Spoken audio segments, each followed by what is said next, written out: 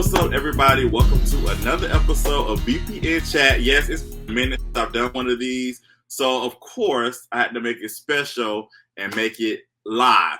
That's right. So this is VPN Chat Live. This is the very first one that we've ever done live. Please bear with me. It's been a minute. I'm using StreamYard to stream on Facebook, YouTube, and X. So y'all bear with me. I'm trying to make everything work. It just showed me a premium account X required to create live broadcasts on that platform. So we will not be going live on X. So we on Facebook and YouTube. Let me go ahead and remove that. So that way that's not an issue. All right, cool. So yeah, we are live on Facebook and YouTube. So thank y'all again for those who are tuning in. And I hope if you're gonna watch this after we go, later, because we're gonna record it and have it posted for you after the live is done as well. Without further ado, I wanted to bring a special guest on because the show we're gonna talk about, the shows we're gonna talk about, one of them is actually his favorite of the VPN series, and I thought he would definitely be perfect to talk about Brotherhood and Sisterhood with. And we have designated him as Victory Productions Master Commentator. So I'm going to present to you, for some who don't know, introduce to some, and present to others, Mr. LJ. What's going on, man? Hey, how you doing? I'm good. How are you? I'm good. Good. Thank you for asking. No problem. Thank you so much for being here. Thank you for, first of all, thank you for all of the love and support that you show Victory Productions over the years. We definitely appreciate it. And so, again, I thought it would be perfect, again, talking about Brotherhood and Sisterhood, I thought it would be perfect to have you here. So thank you again for being here. Well, it's an honor to be here, and thank you for having me here. And I do love all of VPN Productions. Well, before we get started, jumping to the topic at hand, I want to ask you, how did you come across our Victory Productions content? How did you come across it? And what was your first show that you came across? It was Karma.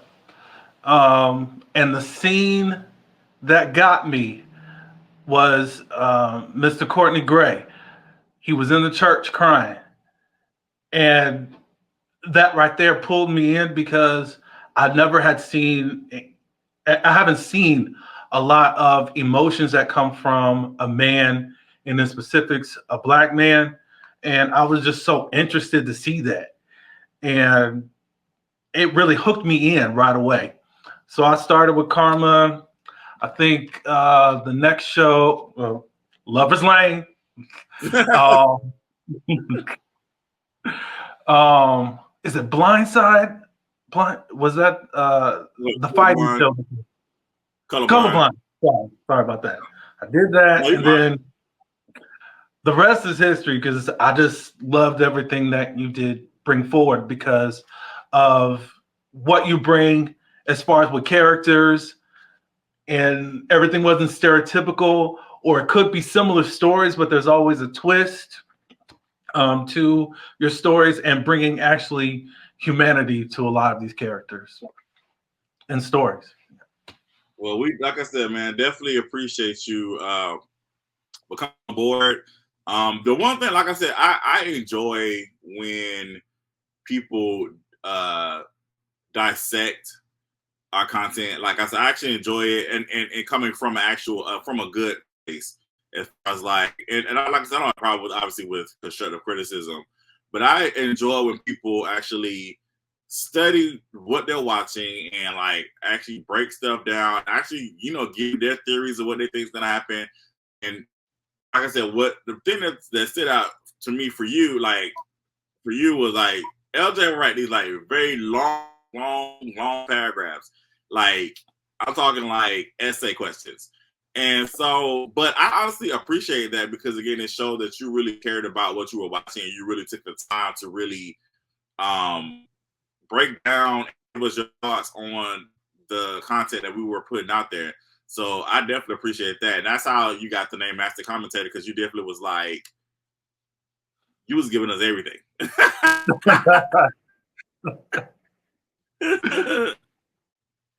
One thing, if I could say this, I love things or whatever subject matters that make me think. And a lot of your shows made me think because there was a lot of controversial stuff that you come up with. And if I'm thinking about a show days afterwards, 3, 4, 5 days afterwards, it's all good to me. So that's how you can really get a lot of those long paragraphs that I was given as far as commentary. Well, like I said, we definitely appreciate it. Now, hold on, before I continue, I want y'all to know I'm not being rude. I am listening to LJ. I'm checking my phone because I'm still trying. Okay, so here's the thing. With this, you guys can actually comment. I actually want you guys to please comment. We have a live comment thing going on here on the side. In a minute, so StreamYard. So you guys can send in comments, send in questions. I really want y'all to please engage with us if you're watching. And I really, of course, we'll pull them up. We'll read them, answer them if we can. But I'm checking my phone too because I'm going back and forth on Facebook and making sure that it's actually doing what it's supposed to do. And the same thing with YouTube, I'm making sure that it's doing what it's supposed to. So I want people to think that I'm not listening to LJ. You being rude to your guests. I'm not being rude. I am definitely listening, but I'm multitasking.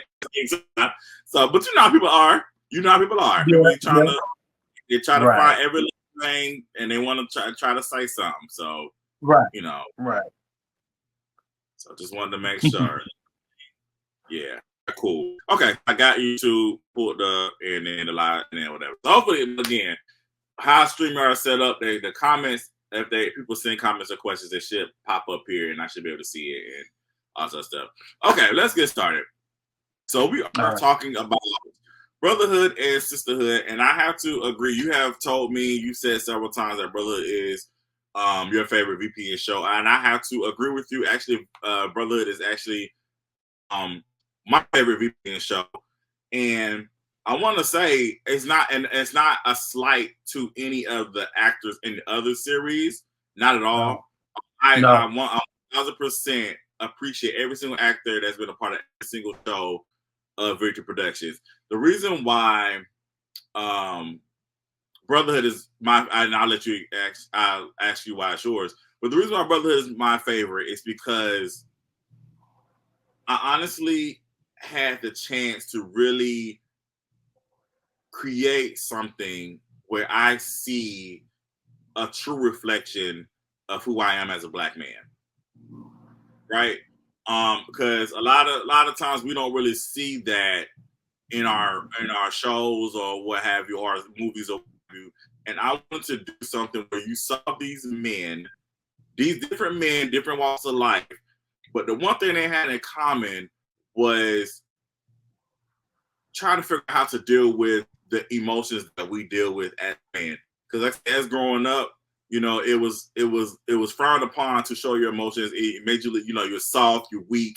You know, you're supposed to be a man, handle it like a man, deal with your stuff like a man, stuff like that toxic masculinity. And for me, I wanted to show these men in these different situations that they have going on, but show how they deal with what's going on internally. And like really show that to our audience. And I'm hoping, and you know, even, you know, some of the storylines, of course, will, you know, especially that Pastor Miller, it was a little crazy. But overall, in the heart of it all, I really want to show men in this emotional light and let people know, and let especially men know that it's okay to deal with your emotions and deal with what's going on the inside. So that's why to me Brotherhood is my favorite, because again, I had the opportunity to create these characters and tell these stories, and all the actors are great, the men and the women, but specifically for the men, these men really tapped in. Especially after the last season, like they really tapped in and left everything out, left everything on the screen, like for real. So that's why Brotherhood is my favorite. Because again, I really had the pleasure of telling these stories and creating these characters.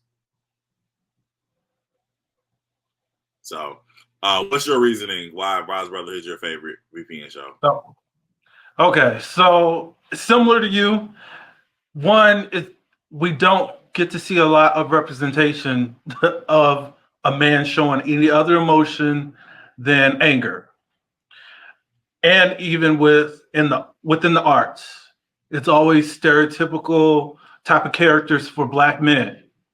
You are either going to be the sidekick, you're going to be the villain, which is usually the gangster drug dealer, or possibly a lawyer. But there's nothing that's been out there really to express male emotions, males' frustration, instead of, like you said, just sucking it up like a man, whatever that's supposed to mean. And I don't know. And I'm glad I'm past that point in my life as far as not being able to express my emotions. I think that I can see myself in a lot of the situations or how the men were feeling when certain conditions and certain parts of the storyline would come up. And I think it was a beautiful display of letting men feel what they needed to feel, get out what they need to get out or express. So that's why I really connect to it. I also, with some of the storylines, I also connect because it's very similar to some of the stuff that I've been through. So, Got you. All right, so it's time to discuss again, LJ. Honestly, the floor is it's really about you because I feel like you have some questions that you do ask me, and so we're gonna just walk through the series, and feel free to be like, hey, I got a question or whatever, and I'm gonna do the best I can to answer it. So we start off Brotherhood, and again we're walking through it. Also, I gave you guys, if you follow me on social media, I gave you guys a viewing guide too. As Sisterhood 2 comes out, we're recording this right now on a Tuesday. It comes out next Tuesday, Sisterhood 2, Calling All Lovers. So I gave y'all a guide so that way you can follow along what's going on. Now, technically, you could just watch Sisterhood 1 and you'll be fine and watch Sisterhood 2. But there are some things in Sisterhood 2 that refer to things that happen in the final season of Brotherhood. So I'm like, you gotta watch. So because it's gonna be it's a scene in particular that happens because we already know that I already revealed that Alex is gonna be on Sisterhood 2. So his character is from Brotherhood. So there's a thing that happens. Actually, there are two things that happen that refer to Brotherhood, and so it's like you gotta watch, especially the last season of Brotherhood, to really understand what they're referring to, so you won't be lost. So I created this guide. I said you need to watch Brotherhood seasons 1 through 3 first. Season 1 is on Tubi. Season 2 and 3 are on Vimeo on demand. We are working to get them on Tubi. It's the whole thing. So for right now, it's on Vimeo on demand. So seasons 1 through 3, watch that first. Then Sisterhood. Then watch Brotherhood, the final season, season 4. And then you'll be ready for Sisterhood season 2. Again, technically too, you could just watch because also the reason why season 3 is important if you haven't seen Sisterhood yet is because Jordan Dixon is introduced in season 3. Sure. So technically, you could watch Brotherhood season 3, Sisterhood, Brotherhood season 4, then Sisterhood 2 if you want to. But I feel like if you do that, you're gonna have questions, and I'm like, oh, you should have watched Brotherhood season 1 and season 2. So to eliminate the questions, just go ahead and watch Brotherhood season 1 through 3, then go to Sisterhood and Brotherhood season 4. You'll be ready for Sisterhood season 2. All right, so here we go. So we start off Brotherhood. We are introduced to Benji, and Benji is preparing for his father to pass away. His father has cancer. His father is going through his last days. He decided not to do chemotherapy. And So Benji is preparing to lose his father. Benji has already lost his mom. His older brother Darius has also passed away. So now he's getting ready to lose another prominent family member. Okay. So then we meet Miles. Miles is Miles is we start with him. He's in the bed with his girlfriend. There's a knock at the door. It's his the mother of his 2 children, Angie and Mikey. So she comes at the door, and then when his girlfriend comes to the door, it's revealed that she's pregnant. So he has another child on the way. So that's that situation. Okay, so then next we have Quincy. Quincy is preparing to present his wife with an anniversary gift, but she drops a bombshell on him and says, "I want a divorce, and you gotta get out the house." Because they haven't been on the same page in a while, and so you gotta go. All right. Then we have Craig, who is a college student. His dad calls him, who is Pastor Jonathan Miller, and asks, you should be going to school, And of course, Craig ain't really doing what he's supposed to be doing. His girlfriend's in the bed. She reveals that she is late. Come to find out that she's pregnant. She says pregnant. All right. Then we meet Walter, which is Quincy's brother. Walter has 3 children. Walter is a widower. Yeah, he's a widower. Yeah. His wife passed, so he's a single father taking care of 3 kids by himself. Quincy shows up at the door and reveals that they're brothers, and so Quincy is now going to be staying with Walter. So then we get to episode 1, and Benji is sitting by his father's bedside. A stranger comes to the door, introduces his name he's Alex Bell. It's revealed that Alex is the long lost brother of Benji. So there it is. So now you guys know these are the main characters here on season 1, and then, so we continue on. So we find that the father had an affair. He cheated on Benji's and Darius's mother. So it's Darius, Alex, Benji. So that's the order of the siblings. So of course, Benji's not receptive of Alex at all. He's really upset. It even gets to the point where he curses his father and says F all stuff. And so we're dealing with that. So that's what's going on with that. So now we're going to go to Alex. Alex and Quincy served in the military together. They were in the same unit. Alex has been staying with Quincy, and come to find out that Tamika, which is Quincy's wife, Tamika and Alex have been hooking up. So it reveals that as well. I'm still upset today. Sorry. Yeah, you feel a certain way about that whole situation. Yeah. So, I mean, look. Well, season 2 reveals or was it season 3? I think it was season 2 reveals exactly how everything went down. Yeah.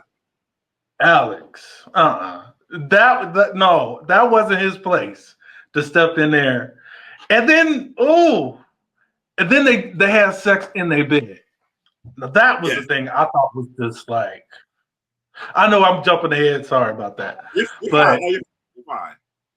Yeah, but it's just you was just staying in his house, chilling and eating his food, rent, water. Well, maybe it's Tamika's since she was acting like she was the breadwinner and all that. So I don't know who was really providing everything, but she did kick him out of the house. So it is. So it's also revealed that the house, they had a prenup, so the house belonged to Tamika because she had it before they got married. So that's why Q was, got kicked out of the house.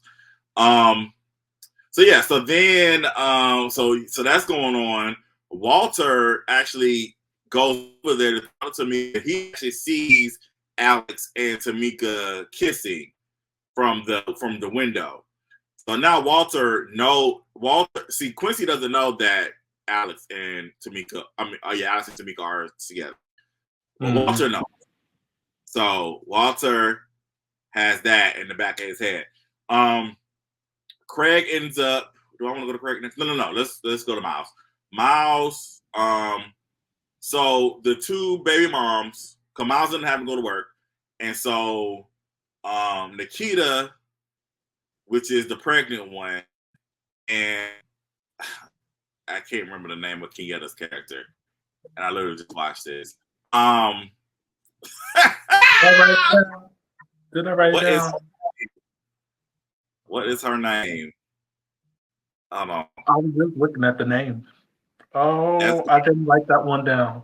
My bad. No, you're fine. No, it's not your fault. I should know this. I should definitely know this. I'm looking up on DB now. Anyway, have a conversation, and basically Kenyatta's character was like, he's never gonna make you a wife, So Nikita questions Miles, like, when you gonna make me a wife? And he's like, well, when we start acting like one, they get to it. So she starts having some labor pain, some issues or whatever. So sadly, they lose the baby. So, and after that, it's revealed that Benji's girlfriend, Gabby and Miles are brother and sister. We found that out on episode 4.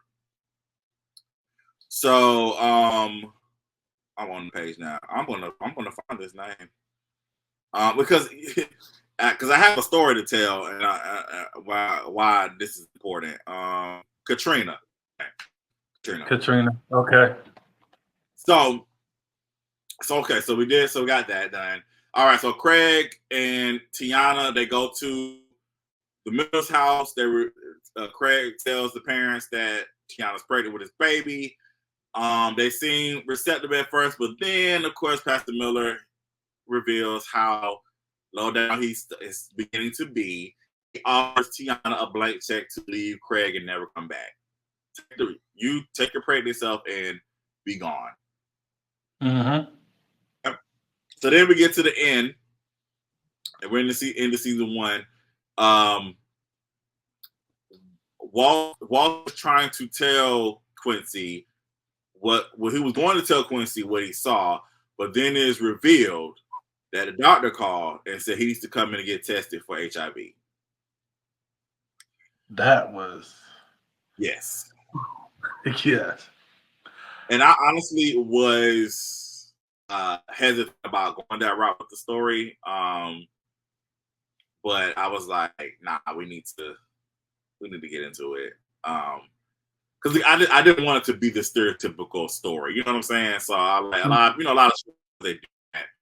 But I was like, I had a plan when it came to that, and again, I'll get into it when we get to season 2. So in the end, sadly, the dad Benji and Alex's dad dies, but Benji did not make it in time, and he's dead before Benji gets to his bedside. So that's how season 1 ends. We get into season 2. Hold on, before we do that, do you have anything you want to say? Just right off the top of my head, I'm glad you kept in the HIV. After when we hear by season 2, it's like, yeah, let's do that in a way. But go ahead, continue. But I think season 1 was just a setup for everything, and yes. Pastor Jonathan, he was quite mild. Season 1, we weren't prepared. Let's get into that. So I'm gonna say this. So when I first wrote Brotherhood, right? So honestly, I intended for Brotherhood just to be a limited show. Like I was gonna just do like 6 episodes and that would be it. I wanted to do this because I enjoyed watching Courtney and Donna work together in Karma, and I wanted them to do something else together. But I wanted to make them brother because in Karma they played cousins, and so in this I was like, I want them to play brother. They have amazing chemistry together, and I was like, I really want to continue to keep that going. Kelvin, who played Miles, he talked because he played Cobalt and Colorblind. He said he told me that he wanted to play a character because he was saying he was always getting the roles of playing like the villain, the bad guy, He wanted to play something different. I said, cool, I got you. I got this show I'm doing called Brotherhood. It's gonna be completely different. Now, people might view you as a bad guy because of things that Miles does, but as far as you like being the villain, you're not the villain. Like you're not doing evil things on purpose. You know what I'm saying? Right. Like in Colorblind, Cobalt was just doing bad stuff. Yeah. But in Brotherhood, Miles made some personal decisions that ricocheted into stuff that impacted a lot of people's lives. And again, that people can view him as, depending on your viewpoint, you can view him as a bad person. Just depending on your viewpoint. But he's not in the story. He's not the villain. You know what I'm saying? So I was like, okay, I want you to play this part. Now with Pastor Miller was. I originally did not. I don't think I had Reggie playing Pastor Miller at first. I think I had somebody else. I can't remember exactly. But then I ended up Reggie to play the part, and I was like, okay, we're gonna just keep him kind of even kill, like this kind of like just not too crazy. Right. I don't know, I think something just snapped in me, and I said, nah. I said, nah, we gonna. I know the range that Reggie can give, and I was like, nah, we're gonna take it up. We're gonna go up. We're gonna go up. We're gonna go as up as we can. So that's some behind the scenes stuff for that. So jumping into season 2, we are the day of Benji and Alex's funeral. And Benji's obviously having a hard time with it because, again, the last words that he said to his dad was "F you." Yeah. And that's definitely a hard pill to swallow, with that being the last words you say to somebody. That, and you can't, like, go back and rectify that situation because they're no longer here. Right. The only thing you really do is rectify it within yourself. Even then, it's still... that's going to be lingering in the back of your mind. Like, dang, that's really the last thing I said to my dad was exactly. So he's dealing with that. So everybody pretty much is, for the part, getting ready for the funeral. Benji ends up not coming. So he ends up not going to the funeral.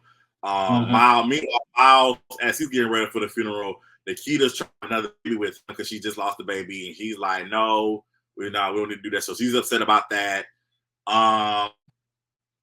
What else happened in the beginning of season 2? Quincy is trying to remember. Oh, hold on, I'm sorry, I skipped. So season 2 actually starts off picking up from where season 1 left off with Quincy and Alex and Tamika. Quincy shows up and confronts Tamika, and physically assaults her, which is wrong, obviously. And in anger, he chokes her because he's like, "Did you give me HIV?" All this other. And so Alex comes in, storms, and comes to her rescue. Quincy finds out that Alex and Tamika have been together, so Quincy punches Alex, leaves. So that's how season 2 actually starts. Then we fast forward a week later, and then we go to the funeral.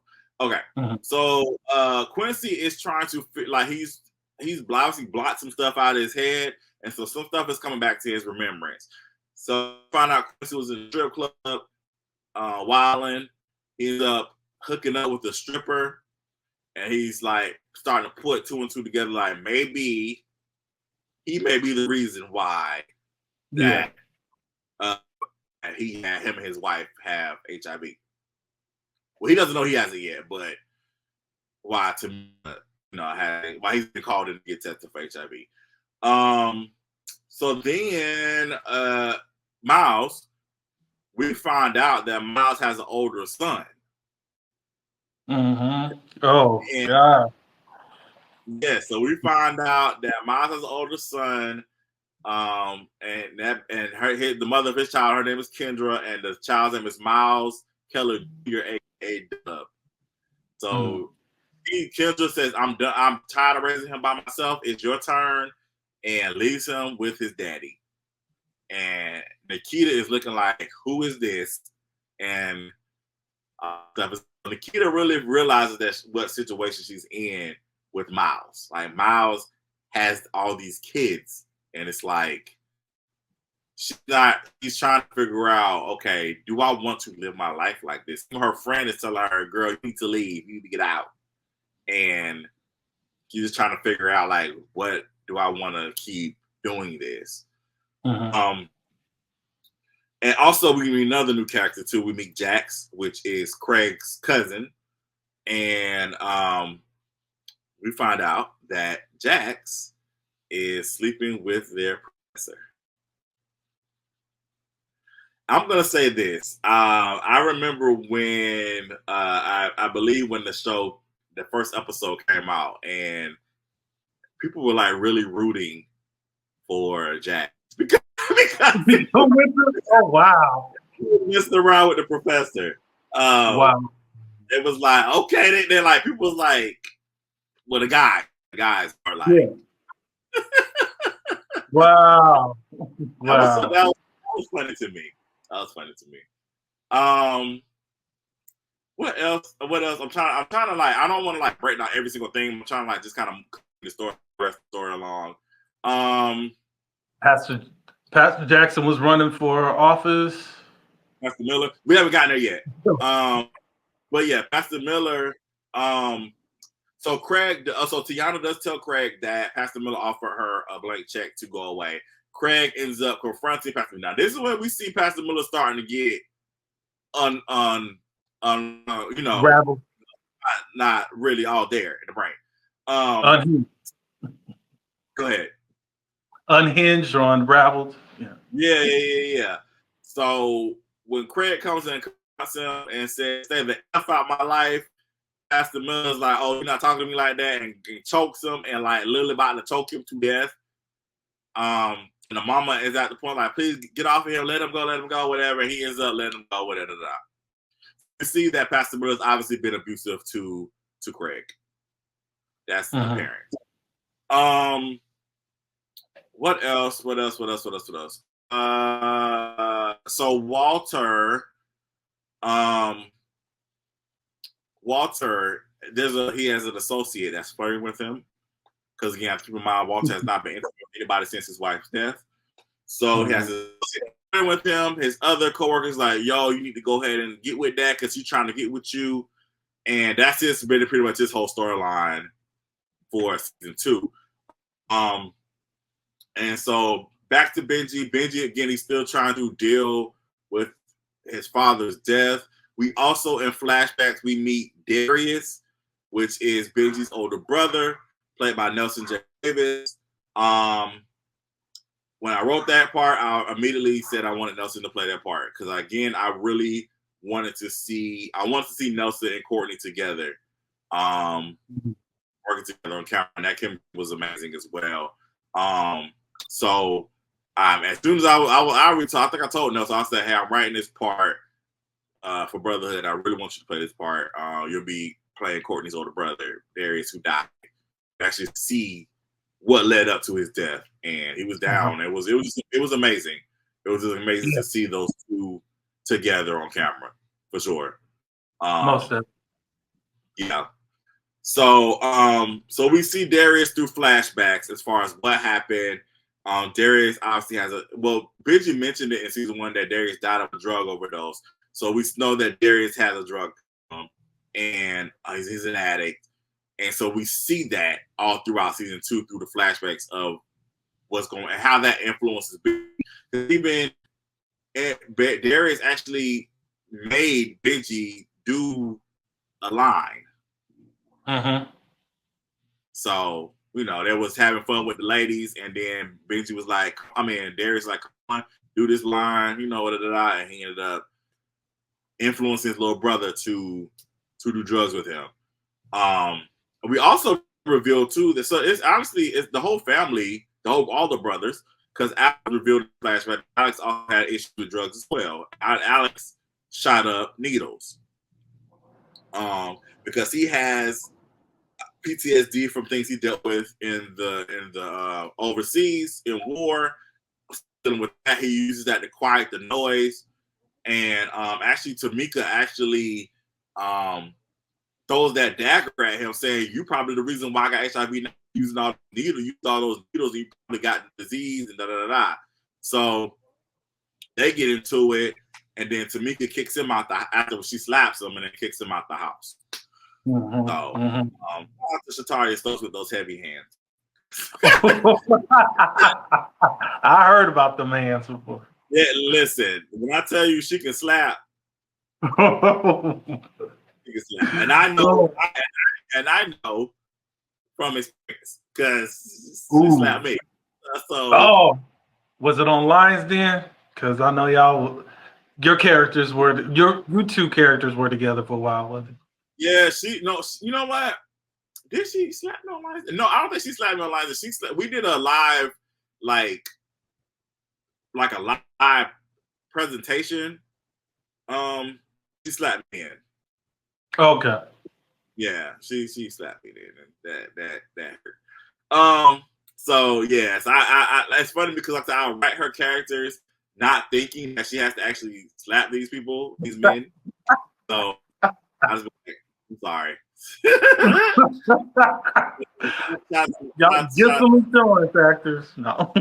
Right. But no, shout out to sorry those. But yeah. So Tamika kicks him out the house. And so now he's in a motel. He's, so that's that. Miles is dealing with Dub. Dub is very funny. Dub is very very mischievous. Like he's really acting out a lot because again, and it will be revealed later in the later seasons what's really going on with Dub. But him and his father, like that, Yeah. Mm-hmm. So and then Nikita again, she does leave Miles. She breaks up with him. She moves out. So she's like, I don't want to be a part. I'm not trying to deal with this because it's also revealed that Miles has another child that lives in Texas. Mm-hmm. He doesn't see. So, so Miles got a lot of kids. Miles been shooting the club up. Yeah, different clubs. Yeah. Of the nations, what is it? I forgot the name. Whatever the nations is, whatever. He's shooting up the nations. But so yeah. What else? It's so much. And I will say this, I really enjoy excuse me. I enjoyed my marathon. It took 2 days to watch everything in order. And I enjoyed, I was telling Donald this. What I enjoyed was watching the growth, just the growth overall of the evolution of how it looks, because it definitely improved over the years. Just the acting, I like just the evolution of the stories, the way like you can tell the difference between season 1 and season 4. Oh, like, yeah, big difference. Vast, and like I said, in season 4, like everybody tapped. Like, not saying people didn't tap in before, but like everybody like really tapped in. Like, y'all about to really, this the end, then we're gonna end right.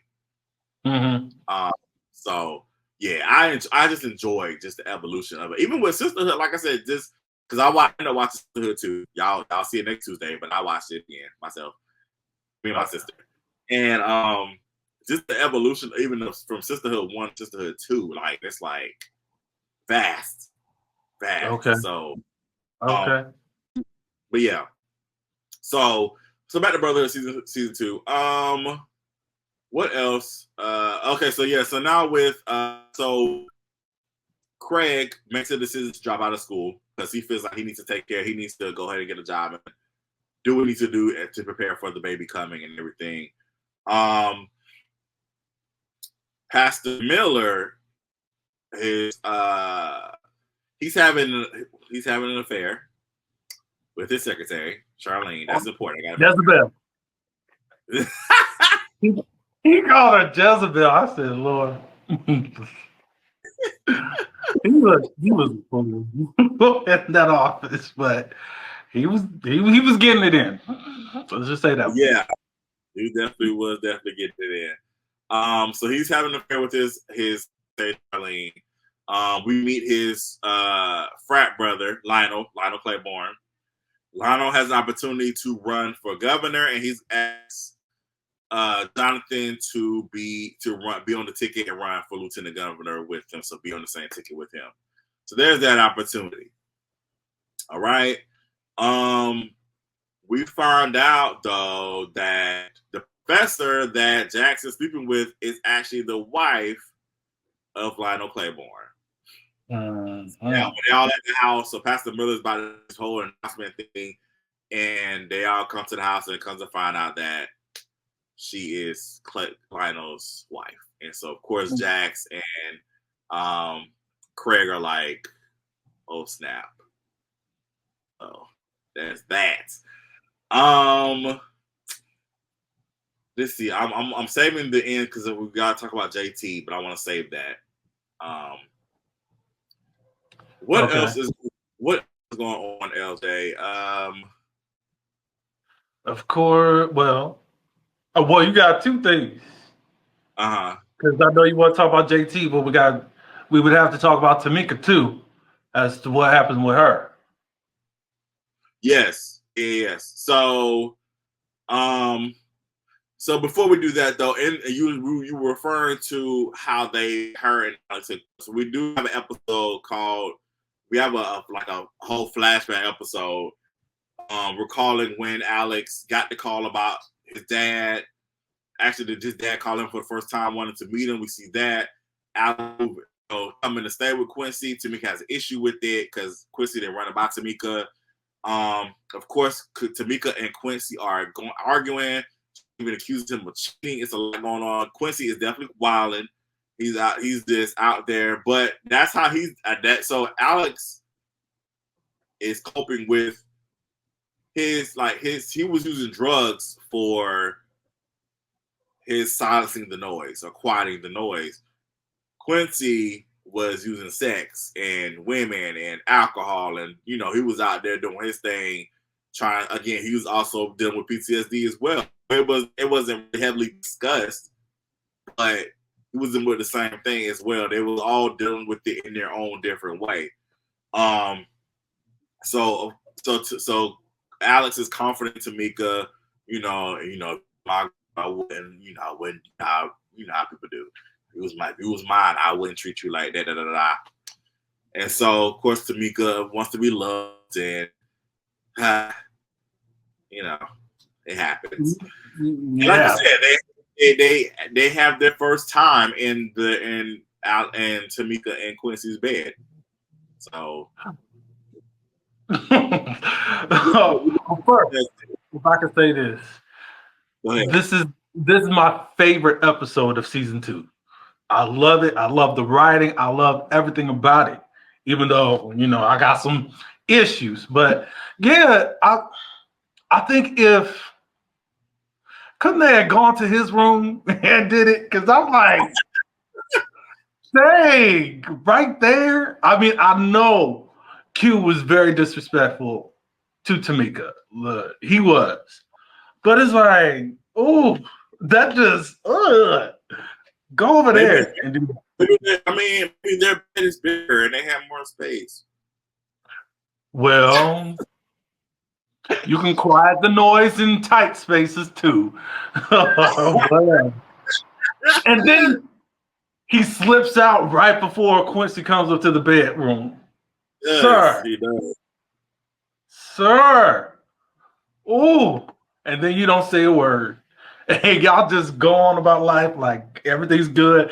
But we find out after that night, all of a sudden Quincy gets served those divorce papers. I said, oh, so you got that good loving, and then you decided to divorce him. I see. That's the catalyst she needed to be like, all right, I'm out. Right. She was gonna stay there. She was. Thank you, Alex. Okay, so yeah, so we have that channel. Let's do it before we do the end of Tamika. There's a basketball game. I'm sorry, let's do this. There's a basketball game.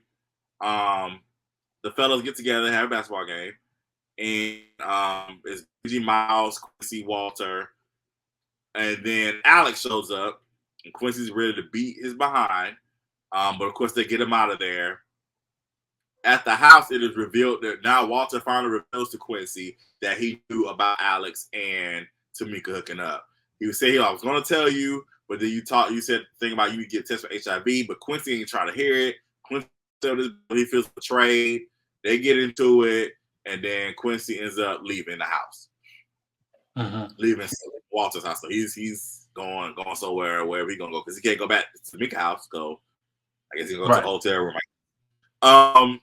So both Alex and Quincy end up getting tested, and we found out that Quincy has HIV. It has been confirmed that he does have HIV. With that, I want to say this, so some behind the scene nuggets. I did not want this to be their typical story. I actually did some research. I actually reached out to people who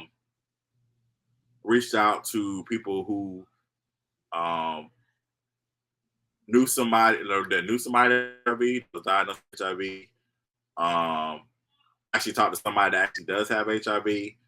I just wanted to see, I wanted to get inside of how they dealt with it, or how they're dealing with it, as far as specifically somebody that had a family member with it, how they dealt with it. But especially if somebody that does have it, like, what do you do? Like, what that moment when you find out that you've been diagnosed with it, like, what do you do? Like, how do you feel? Like, how do you feel? Like, you just, yeah, I just really wanted to know so I can incorporate that into this storyline and really tell the story right. I wanted to do it right, and not offend anybody, and not take it lightly, because again, that's really the thing to do, to realize, okay, you got somebody that's sleeping around a whole bunch of times, we'll just give them HIV, and I really wanted to be delicate with it, so yeah, so if I said I was going to do it, I want to make sure that I do my research, and I can talk to some people and make sure I tell this story correctly. So, yeah. And as I was saying before, I did like that twist as far as the HIV story. It was told in a different way too. I mean, it was still through sex and all that, as how Quincy contracted it. Also, even what happens, even with Tamika, I was like, wow. But that stuff happens. And I think you dealt with it in a more realistic way. And if people thought it was stereotypical, I mean, there was more to it, as far as I can see why she would do it. She didn't get all the news yet as to where she got it from and who gave it to her, So she went off impulse. Before we do that, before we go to that part, I'm gonna go back to Pastor Milk and JT real quick. So we meet JT because Tiana's throwing up at school. A man walks up and tries to give her some water, and he asks about Craig. She gets on the phone with Craig because Craig says you can come to the house because Dad has an announcement, and so the man ends up disappearing. We get to the house. JT actually comes to the door. Oh, before we do that, the mama was on the phone with somebody, And Pastor Miller was like, I know you're not talking. You better not be talking who I think you're talking to. So we don't know at the beginning yet who the mom was talking to, but then we figure it out when JT shows up that he's talking to JT. So JT is their older son, Craig's older brother. He's been banished from the house, basically kicked out the family. His dad calls him an abomination. And this is one of the wildest scenes of Brotherhood ever. So Pastor Miller spits after calling him abomination, and Jason's like, you may have something out along the line. Basically, you may have got rid of me, but you'll never get rid of me. Basically saying, I'm all be here. You're never gonna get rid of me. Pastor Miller spits in JT's face. Like just spits. And have to give a shout out to Brandon Fields, who played JT during that time. He just took it. And even though I wrote it, I still was kind of like, damn, we really did that. It just really happened. I couldn't believe it as I was filming it. I was like, dang, I will say this. Water was offered. So it was real. So it was a mixture. It was a mixture. Interesting.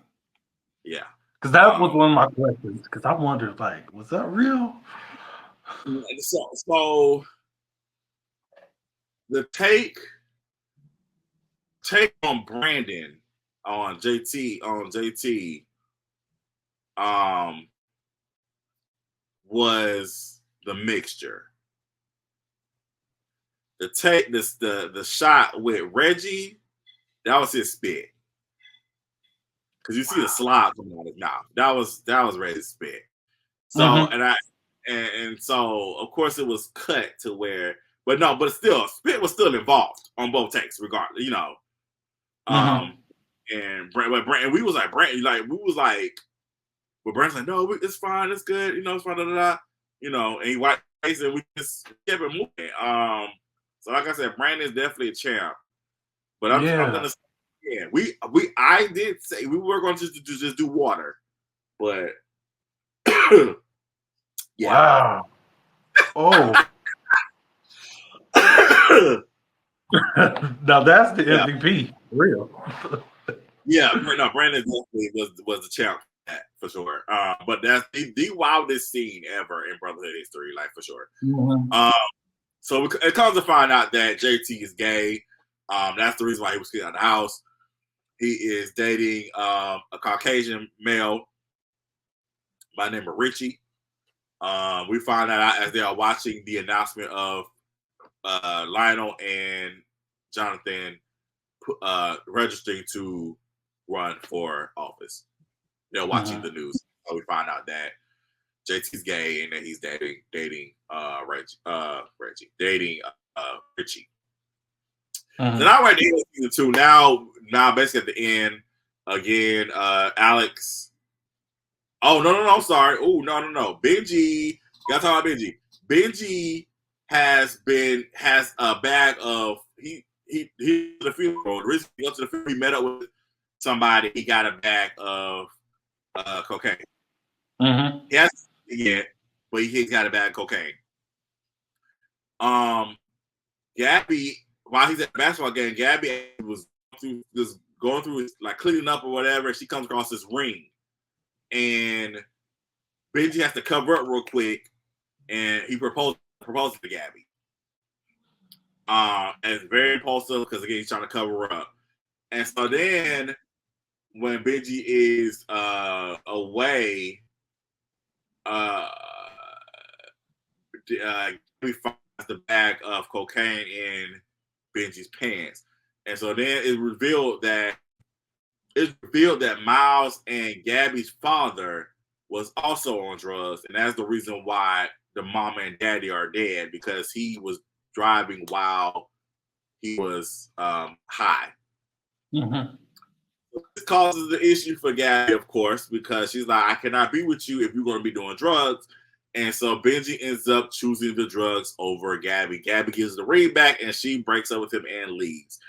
And so we find out, too, also in the flashback with Darius, we actually see, we see the drug overdose, and Benji was the one that found Darius lying unconscious, dead on the floor.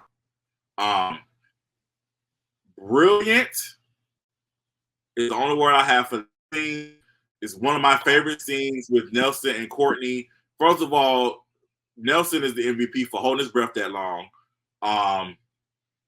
And Courtney, just with his ability to tap into his emotions on cue, like, again, it's dynamic. That was one of the most brilliant scenes.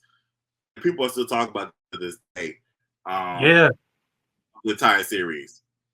Yeah. Because I think, if I remember correctly, before the actual death scene, even though he did Darius introduced Benji to drugs, I guess he was still trying to, Benji was trying to still do drugs, and Darius was trying to stop him from doing it, even though he was still doing it himself. I remember that. So I kind of took it two ways as to why Benji wanted to stay with the drugs. I think some people want to connect with someone in the way that someone dies, or probably want to die the same way. But also, he's trying to block out the noise in his own way with the drugs. So, in some type of way, he may have still felt connected or tried to feel a connection to Darius, even by using the drugs, because that was the only time that he could really bond with him or really let loose. So that I was seeing those type of dynamics that were going on with Benji. Very good. I think that's a very good analysis. Very good analysis for sure. So at the end with Benji, and we see Darius' spirit show up and say, "Don't do this, bro. Please don't do this. Don't end it. I want to end like me." Da da da. But Benji gives in and he takes the line, and then Darius' spirit disappears, and so now this is the role where Benji is. Now he's there. Yeah. Now we're finally to the end, where Alex comes home to not come home. To Tamika's house. He wants to talk to her, and then sadly, he finds her lying unresponsive on the floor, and Tamika has passed away. Now I'm about to give y'all some behind the scenes tea.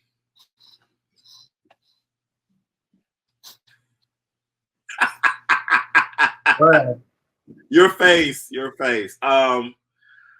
So we actually shot a scene where Tamika got revived. Oh. We actually shot that because I was undecided if Tamika was going to actually live or die. I wasn't sure. Well, I'll do for season 3. So we actually shot that. And Shatara reminds me of this every time because, of course, she got her hair wet. So I actually had Donald and Shatara get in the tub, and he was pouring water on her face and trying to revive her and stuff. And she actually, came back. Like she wasn't dead. She was just, out of it or whatever. Whatever happens. So and she reminds me. I said, "I got my hair wet for you." And So yeah, I was I didn't know. I didn't know what I wanted to do. So again, things. I always if I have an inkling of, like, if I do a show and I'm like going to do if I do a cliffhanger and I'm undecided about where I want to go, I always shoot stuff in advance. So a lot of times with a lot of my shows, I go ahead and shoot like a scene or two. Go ahead and shoot it, so that way I'll have it in the chamber. Because of course we all look different, later on. So like let's say we didn't shoot this for another year, they're not gonna look like that in another year. You know what I'm saying? So I was like, let me go ahead and just shoot so I'll have it. So that way, if I do decide, okay, Tamika's gonna stay alive, I can always flash back to that show what happened. So I was I didn't know what I wanted to do as far as keeping her alive. So with that being said, when we got ready to do season 3, I already said I want to do Sisterhood. I was like, I want to spin off. I want to do Sisterhood. And I wanted Shatari to be a part of it. I was trying to decide if I wanted her to be Tamika. Originally, Shataria was casted to play Layla Michelle. Whoa. Originally. Okay. Yes. That's some other behind the scenes stuff. So she was originally casted to play Layla Michelle, and Keisha Rose originally was supposed to be going to play Dawn. Keisha Rose lives in Chicago, and so in Sisterhood, basically all of Dawn's scenes are isolated. It's just Dawn and Rico. So, and Layla Michelle acts with everybody else. So it was easier. I think with Shay, there's something was going on with her scheduling as well, and so it was easier to have Shay just play Dawn, so that she could still do it and be a part of it, and to have we had to schedule Keisha Rose for later, and we shot her scenes later with Layla Michelle, so they actually ended up swapping. So there you go. There's that too. Oh. Yeah. So, but I already decided I want to do Sisterhood, and so I was okay. If I think it would have been different. So if I could have just said, I didn't really have to necessarily do an explanation of Dawn. I did do one. I didn't do an explanation, but anyway, I said that okay, if Shay is gonna be on Sisterhood, that means I have to kill off Tamika. Because it's a spinoff. It's in the same. It's in the same verse, same world. I didn't want it to be like Dawn is a twin sister of Tamika. I didn't want to do. I wasn't doing that. Or their cousins or whatever. I wasn't doing that. So I was like, and Shatari was upset with me a little bit, like not for real upset, but like she's like, why are you killing off Tamika? I can just be on both shows. I said, no, ma'am, it's a spinoff. You cannot be on both shows. You have to because if you want to be on Sisterhood, we gotta get rid of Tamika. But to me, it was a great driving force because it pushed Quincy's character. It pushed Carlos's character Quincy. We introduced Tamika's brother, played by I think his character's name is Marcus. Yeah, I think his character's name is Marcus. By Frederick Devon. Yep, Marcus. So it moved the story. Killing her character off moved the story. I feel like keeping her alive would have kept that triangle, and I wasn't really trying to do that triangle for a long time. I was like, all right, it's done. Let's move on. Let's move forward. So yeah, so there you go. There's some behind the scenes stuff. Thank you, because I'm trying to now envision if she would have stayed alive, but I'm glad she did, though. For real, as I was saying before, people do react if they get a health diagnosis. They will react or out of impulse, and they will unalive themselves or try to unalive themselves. And I think it needed to be told. I think it needed to be seen. And as you said, it let Alex and Quincy grow. It kind of just let Alex finally find some type of path, as we see in the later seasons, because we still didn't know what was really going on with him. Now he's staying in the house of his Army's friend, or no, I think he got kicked out or whatever, but still he was staying at that house. It's like, well, you can. Yeah. So we're going through 3. So yeah, so with Alex, so Alex is actually homeless. Alex is sleeping in his car. He ended up having to trade his car.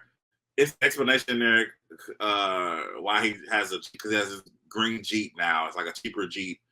He had to trade it. He traded his car for something going on. Watch season 3, and you'll see it. And Quincy is jogging and comes across Alex and sees him sleeping in the car. So Quincy makes it clear we are not friends. This is a charitable donation or charitable event. Or, I'm basically being charitable. I'm only doing this because he basically says he feels like it would be bad karma for him to not. If he knew about him being homeless and not doing anything, this would be bad karma on him. So he was like, I'm gonna go ahead and be nice, even though I hate you because you slept with my wife. I'm still be nice. Right. We actually open up season 3 with Benji. Him and Miles. Miles now lives with Benji. We skipped something. I'm sorry. Season 2, we skipped something. Dub is going off at the mouth, and Miles punches him in the face. Yeah. And that's then right. Dub actually contacts Child Services and gets Miles arrested. And so that's right. Yeah, so that's all that situation. And so now we're on season 3. Miles is living with Big. Miles does not have a job. He got fired. Dub ended up moving back in with his mom. And yeah, so basically Miles has this record now because he's been arrested and all sort of stuff. So now Miles is living with Benji. They're having this party, thing, and then Benji he's in it now. He's in the drugs. He's doing it like out in the open. Ain't no hiding. I'm doing the lines. I'm doing them. So Benji is on a downward spiral. Not going to work. None of that stuff or whatever. Miles ends up hiring Walter to be his lawyer to help him, his situation situated. So there's a scene. This is another good scene between Courtney and Donald, which was great. When Benji sees Alex and Gabby together after having lunch. Beautiful scene. It's a beautiful scene. Like I said, I could talk about Donald and Courtney's just their chemistry together as Alex and Benji all day. Yeah, like they were literally like really the nucleus of Brotherhood. Like really. Oh yeah. So everybody, like I said, everybody played a very important part on the show, but just as far as really, like I said, the nucleus of Brotherhood is definitely would be Alex and Benji. Yeah, sure. Most definitely. So yeah, they had a confrontation because of Benji. He's high. He's thinking that Alex and Gabby are hooking up and all sort of stuff. So he confronts them and then he storms off. But Alex sees the signs. He says Benji is high because I used to be that way. I know what that looks like. So then we have Pastor Miller. He is so Tiana and Craig are now living at the house. Miller is making Craig work at the church and work on the campaign. He also says, Craig, you are going to marry Tiana because it doesn't look right that you're having a baby out of wedlock. Yeah, again, Miller is unhinged. Like it's slowly again breaking down, and it's like he's becoming more unhinged as the episodes keep going on.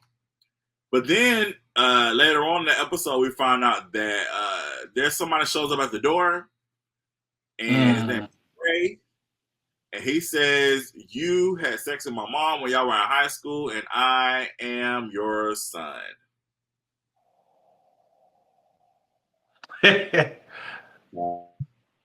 There's that.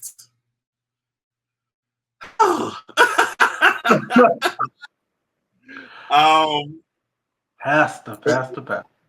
I know, right? I know. And then also, so with Lionel, so Lionel and Jonathan have a run-in with the person that's running against them, and come to find out that Lionel and her are sleeping together. Yeah. So yeah, so it's a whole bunch of entanglements going on. Melrose Place. And speaking of Lionel, Jax and the professor, they're still sleeping together as well. They're still messing around. But Jax and Craig's friend, Kalisa, she's onto it. She knows. She said something going on. Like she knows that they are messing around. Kind of actually, Kalisa actually puts a camera in Jax's room and does surveillance on Jax and Jennifer. Mm-hmm. So she is not playing, but also kind of find out that she is the niece of the person that's running against Lionel and Jonathan. Yeah. So she is her niece, and so she's doing all this intel for her auntie. Also at the time, because again, she doesn't like the professor, she's mad at Jax, so she's doing what she needs to do to basically ruin their lives. I'm up here looking for this person's name because I could not find who can run against. I could not find her name, and I'm trying to find it. The thing is when you write this stuff and you have so many characters, it's like it's really hard to keep it. It's really hard to keep a track. Not going to front. Here it is, Olivia Carter. Olivia. Oh, that's the person. That's the person that's running against. Her name's Olivia. Okay. So that's that. That's going on with that. Let's see. So we got so Walter. Walter has a new nanny.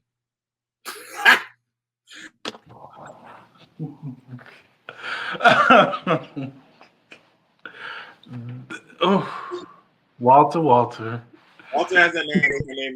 Her name is Maya. So she's helping him with the kid. Obviously, a sexual attraction between them, and Walter's trying to fight it, but you know the flesh is weak. So we'll get there. Sure, we'll get there when we get towards the end. I'm trying to cover up the beginning episodes. Let's see. Craig. I already talked about Craig. Basically, Craig is just Craig's ex-girlfriend shows up. She moves back to town. She's working at the church.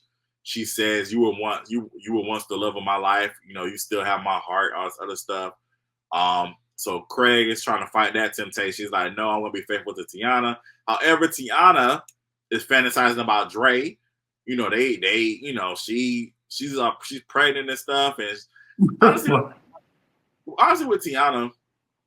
Like Tiana, and I'm speaking as the character. I'm thinking as the character, not me as the writer, but me as thinking in the character's POV. I really think Tiana, like I said, Tiana feels stuck in this situation. She doesn't. Yeah, she was upset with Craig. He suggested having an abortion on season 1. She was upset about that. So I know I think she definitely wanted to keep the baby because of her past trauma with her mom. Her mom didn't want her. Oh, we saw that in season 2. But I just think like this whole craziness of this family, I think he feels stuck, and Dre was her escape. It was like, all right, like you're here, you know, you're attractive, like, you know, like I don't feel like she really liked Dre. It was just, again, he was just that escape for her, I think, throughout all this madness that she was in. That was something. Oh, Katrina. She was gonna move away with her boyfriend and take Miles' children away. Yes, thank you because that was mentioned in season 2. Correct. Thank you so much. Yes, Katrina did say she saw her boyfriend got a job in New York, and Katrina was like, "I got custody of the kids. I'm taking the kids with me. I'm moving to New York with Jerome," and so they bounced. That's what. Okay, yeah, that's what it was. That's why. That's another reason why Miles hired Walter. He's like, to get my kids back and help me get my kids back. Mm-hmm. So Katrina is in New York with Jerome and the kids, and so Miles is obviously I still calling all the time, and like not letting him talk to the kids and stuff like that. So yes, thank you for bringing that up. I forgot all about that. Mm-hmm. So yeah, so Dub is staying with his mom, and let's see. Season 2 was also season 2 with Katie when she slapped him. Season 3. This is 3. Mm-hmm. Yeah. So yeah, that's right. So because the mom was trying to get him back in school, and then he asked Katie to help him tutor. He's trying to have sex with her. Katie is not having it, and Katie starts to mess out of him. So Dub is definitely, like I said again, Dub is a tormented character, and you can tell again that he is seeking this attention, but he's definitely going about it the wrong way. And again, it's like because he feels like he's seeking something from his dad that he's not getting, and it's like he's acting out, like, please, pay attention to me. And he's like just doing all this stuff, and so it's like Dub again. Dub is definitely a tormented young man, and doing all these things. Like, also, he's correlating what he sees his dad got all these multiple kids with these women. Not using protection. He even says in season 2 he likes to hit it raw. He likes to how it feels. Yeah. He said that. So I was like, I think he also is kind of wanting to, I guess, recreate what he sees in his dad. Like, I'm gonna be like my dad. He's doing this. He got all these children. You don't have to really have any responsibility for him. So, right. And then season 4, of course, something else happens. With him trying to be like his dad. So right. So that's pretty much what's going on with. Like I said, we'll wait to the last episode to talk about the ending stuff with season 3. Let's see. Yeah, Benji, he's still, like I said, he's dealing with that. He's getting fired. Okay, so Miles sees Nikita. Nikita has a new boyfriend. She has a man, and come to find out that her new man, Keith, is Benji's boss. So I purpose, like I said, my thing with Brotherhood was I wanted to make sure that things were interconnected. It's people are connected some type of way. It was just around had the main people. It wasn't like they were just randomly there. Like it was a connection for some type of way. So that was important that I make sure people were connected some type of way. So yeah. So he's so Keith fires Benji. And also Nikita is pregnant. That's revealed as well. She's pregnant. She got this new house. They, new man living together, and she has having a new baby and all that great stuff. And we'll wait to the end to talk about the ending. So that's that. Let's see. Quincy. What's Quincy doing? Well, he's staying at the house with the brother-in-law. Of course, when he finally finds out after rummaging through the cabinets that he is taking HIV medication, then that's a big catastrophe that happens. Right. Yes. Okay, so here's also another major storyline that happened in season 3, and this is what leads us to Jordan Dixon. So Quincy gets a phone call that one of their people has died and committed suicide. Oh, he gets a call from Brock. Another one of their unit mates, Brock.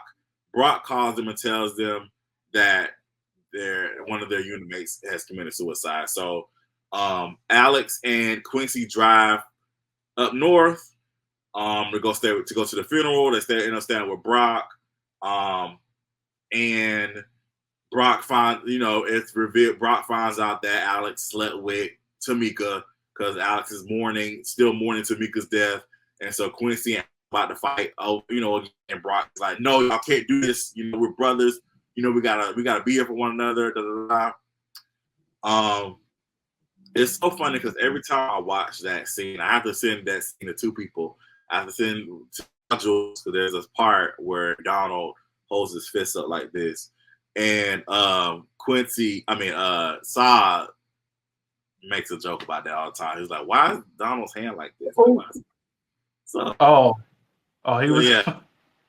was supposed to swing and did that. Okay. You have to let Donald explain. Donald explained this several times. If you watch the VPN chat, we talked about it. Okay. Explain why he did that. Like he was on Black Power. Right. And I have to send that scene to Nelson too. Nelson cannot stand that scene because he is upset with Frank's character, like what Frank said. Like Frank's character said, basically like, "We got beef here for another," but Nelson was like, "No, hello, he slept with my wife. I don't care. We're not friends. I'm not trying to be friends with him because he slept with my wife. I don't care. I don't care about this whole brotherhood stuff. Like, no, he slept with my wife." So Nelson doesn't like that scene. So every time I watch, I always send it to Saw and Nelson because it's to me how I both react to that scene. So in that, Brock calls Jordan Dixon. Jordan Dixon also served in their unit, and she says, I'm leaving, I'm going to Georgia. And Brock says, "Funny, Alex Bell is on his way back to Georgia." And so this is Jordan Dixon introduced, and this is where sisterhood is born with Jordan Dixon. So when I was starting season 3, I said, yes, I want to do sisterhood. I want to character Jordan Dixon, and we're going to introduce her through Alex and Quincy and her connection with them. So yes, and to answer your question, you didn't ask me a question, but I feel like it was in your brain. I immediately wanted Janika to play Jordan Dixon. I already knew in my head. I was like, I want Janika. That's what I want. I want Janika to play. She had played. She was on the Lions Den like briefly, but she had to take a break from acting, and then I messaged her. I said, "Janika, I need you to come back. Like, I need if you want, I would love for you to play Jordan Dixon. Like, I have this character. You're the only person I really see playing this part. So yeah, I was like, I knew I wanted to do sisterhood. Yes, we need to. This is how we're going to introduce these characters. Yeah, so that's we have Jordan Dixon, and then so of course we see that Jordan Dixon and Alex have this thing. They have this thing, and Alex quickly sees Alex is over Tamika because him and Jordan end up getting together. Yeah.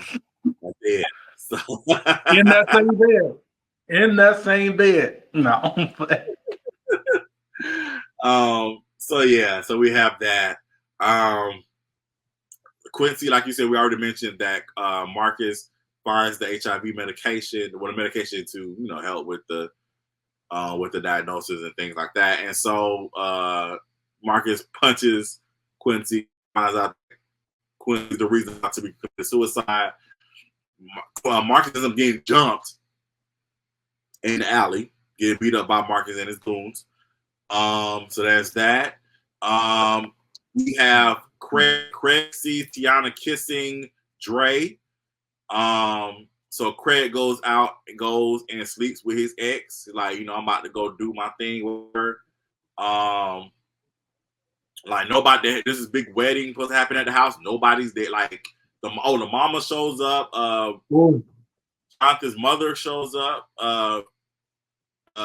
Yeah, played by the late Maxine Barnett Nesbitt. May she rest. She was amazing in that. That's amazing. Like just we saw like this is the first time we saw Jonathan like afraid and actually lower himself. Like Jonathan's like this, and this is the first time we really see Jonathan like really lower himself at somebody. Like his mama was playing with him. Not play. She knocked his face on the floor. That's all on the ground. Yes. And also, go ahead. The dynamics between Walter Quincy and Pastor Miller.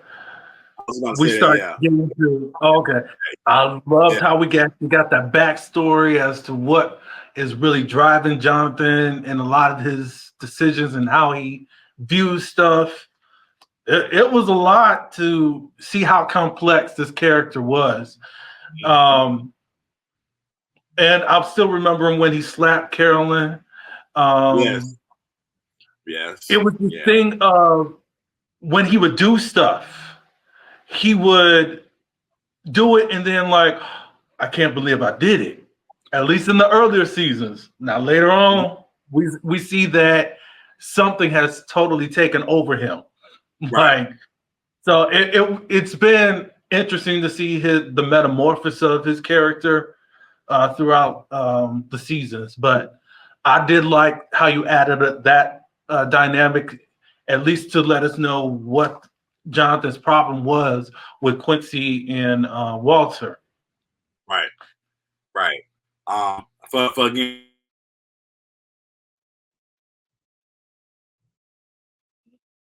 our stepbrothers.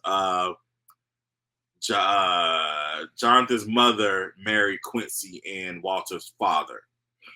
So they're stepbrothers, but Jonathan doesn't really claim them. Like, right. Jonathan really had nothing to do with them. So yeah, so that's the section there too. Let's see. Tiana. Okay, another connection here. So come to find out that Tiana is actually. We found this out in season 2. Tiana is the daughter of Lionel Claiborne. Lionel never claimed her. Lionel actually paid the mama to, like, keep them away from, like, keep her away from him. He don't want nothing to do with neither one of them. He even tells the mom, don't call me ever again. I don't want to hear ever from you ever again. So Tiana is the daughter of Lionel, and when Olivia actually tells Lionel, Olivia comes across because Jonathan is still sleeping with Charlene. Charlene's working for Olivia. Charlene recorded Jonathan, so Olivia has all this footage, this audio, and she's basically saying, "Hey, you need to. Basically, what I want you to do is I want you to drop out the race and run with me, be my lieutenant governor, run from be on my ticket and drop Jonathan Miller." So Lionel ends up dropping Jonathan. Jonathan's pissed, and Jonathan threatens Lionel, like, what happened to Tiana found out on her wedding day that you were her dad. Tiana overhears it, so now Tiana knows the truth that Lionel Claiborne's her dad. She's in the car with Dre. She started having pregnancy pain, like labor pains or whatever, something's going on. Like, she's, and she's like, she needs to go to the hospital. JT, I didn't touch on JT this season. JT this season, he's in his relationship with Richie. Richie, however, his father doesn't have an issue with Richie being gay. Richie's father has issue with him dating a black man. So we got a racist storyline now coming into play, which I definitely wanted to do because I was like, okay, because again, I was like, okay, it would be interesting to see how this father, he has a problem with his son's sexuality. He has a problem with he's just a racist. Mm-hmm. So that would be, yeah, that would be an interesting storyline to tackle, and how they dealt with that. So yeah. Mm-hmm. Mm-hmm. Mm-hmm. And it's interesting because in the Black community, if you are gay, it's a lot more shunned upon. And then of course, it is also in the white community, but it's just like a no if you are gay in the Black community. So now to see a white man accept his white son for being gay, but stay away from them ninjas, So that was interesting to see because we had one father over here. We had two things coming up against that couple, even though what's his name, Pastor Miller didn't want anything to do with his son. So, yeah. Let's see. Okay, so we got JT covered. Of course, Richie was like, "No, I'm not listening." So him and Rich. So JT and Richie are good. Talked about Craig, his ending, what happened in the end for him in that season. Okay, so Kalisto, Jax, Lionel actually shows Jennifer that because Lionel gets his envelope and he gets the envelope and it shows Jennifer and Jax together, their footage from the camera. And so Lionel's like, "You better handle this," to Jennifer. Jennifer confronts Jax. Jax, finally sees the camera. He leaves a message on Kalisa's voicemail, and it sounds very incriminating. Because he's like, I think I said, "Hope you die, B," or something like that. Jax wakes up because he's been drinking, and he wakes up the next morning. Kalisa's body's in his bed. Yeah. And then Jax gets arrested. Come to find out that Jennifer hired Dre to kill Kalisa, and Jennifer and Dre also broken up. They share a kiss after that. And also comes to find out that Dre is not Jonathan Miller's son. Jennifer had something to do with orchestrating papers and all that stuff. So yeah, it's a whole twisted mess. And the only son. I'm sorry. Go ahead. No, go ahead. And the only son that Pastor Miller will accept is a side baby from somewhere. That ain't his anyway. It's not. It is. Jonathan doesn't know this. Jonathan thinks that Dre is his son, but yes, it's not his son. So let's get to Walter. This is the big thing. It was the big explosion of the season. So Walter ends up sleeping with the nanny. Come to find out that the nanny is actually 16 years old. And she doesn't she's in school, doesn't go to school. Like, she actually this whole adult identity. And I'm going to be real with you. There are people that do that. Like, that's a whole thing. Like, it's real. Like, people faking and pretending to be older than what they are, trying to trap people. Like, not just women, men too. Like, it's a whole thing. So she basically was like, it was revealed that she is the daughter of Walter's boss, and she's 16 years old. And he goes out and throws up. He's like, because he didn't know. He thought, she had. Well, that is revealed in season 4, but in season 4 is revealed that she had fake ID. She did all this fake stuff, and she's done it before, several people before. So it's like it's the whole thing. But that was the big explosion of season 3. I remember we actually had a viewing party for the BrothAhood for season finale, and the actors they've said this. Some of the actors don't read the whole script. Like, they'll just read their parts because they want to be surprised like the audience. And so I just remember we was all in the living room. That scene happened when he found out, when Walter found out that she was 16. Everybody was like, ah! It was like, ah! It was like, I wasn't. I gotta find the Facebook Live. I might clip it when I edit this. I might clip it onto that. But it was like, it was crazy. That was insane. What was your thoughts when that was revealed? What were your thoughts on that? Well, I said, this girl, I was like, you really went that far, Carlton?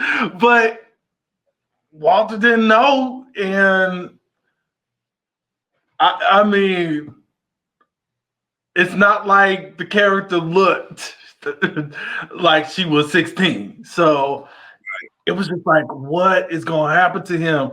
Because I was wondering how this girl is going to act towards him now, and what this would do.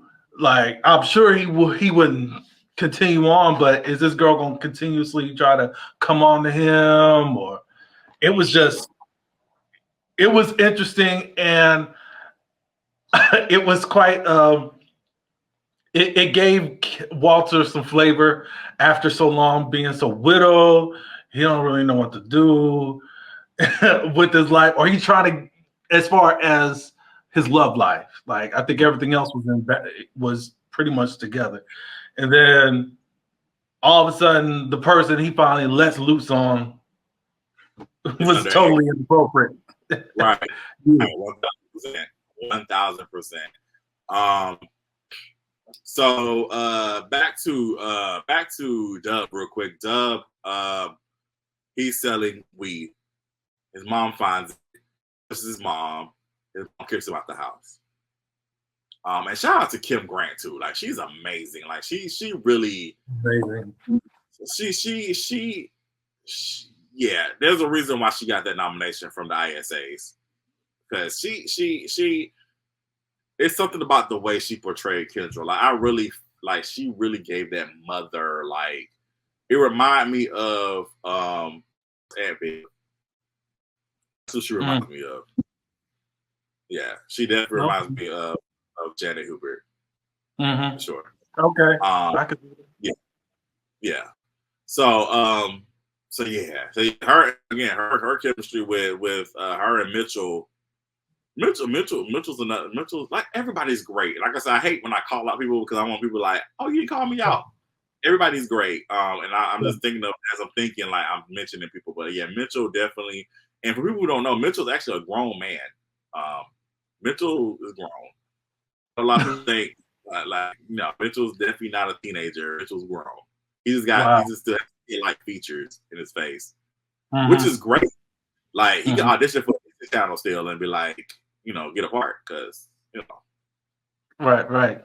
He got my other friend Nicole Williams is like that too. Like, we're the same age, but she's like, she still has that. She still gives teenager, like a young person. So, like, they could. That's good for an actor. Like, you can look at Bianca Lawson. Bianca Lawson played high school for like years. Right. So he did it. He really played it. Yeah. Mitchell did an excellent job playing Dub, for sure. And then Miles ends up.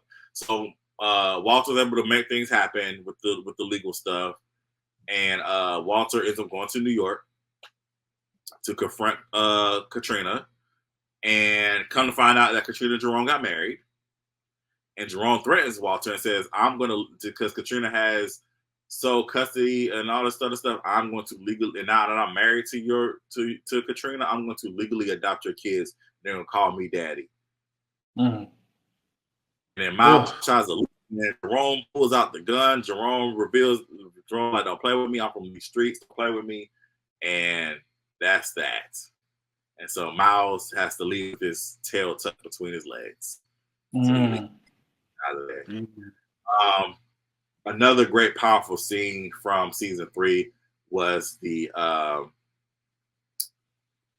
intervention scene for Benji. with Gabby, Miles, Alex, and the person they got to facilitate. Shout out to my guy, Marius McCluskey. I asked him at first. He was in my very first web series, college days, and it did my heart so good to have him on Brotherhood because he saw me from my start. Like he knew, like he was there from the, he started from when I started web series, and I wanted him to see where I was now. And it was beautiful to have him on that set and playing that part. So it was that was a great moment for me.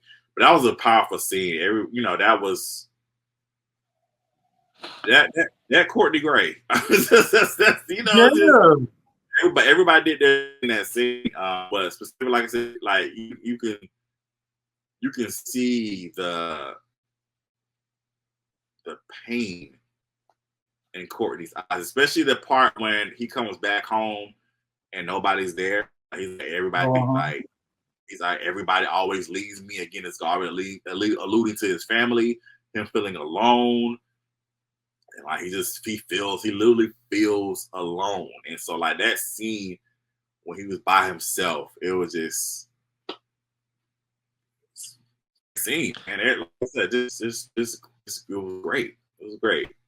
Right.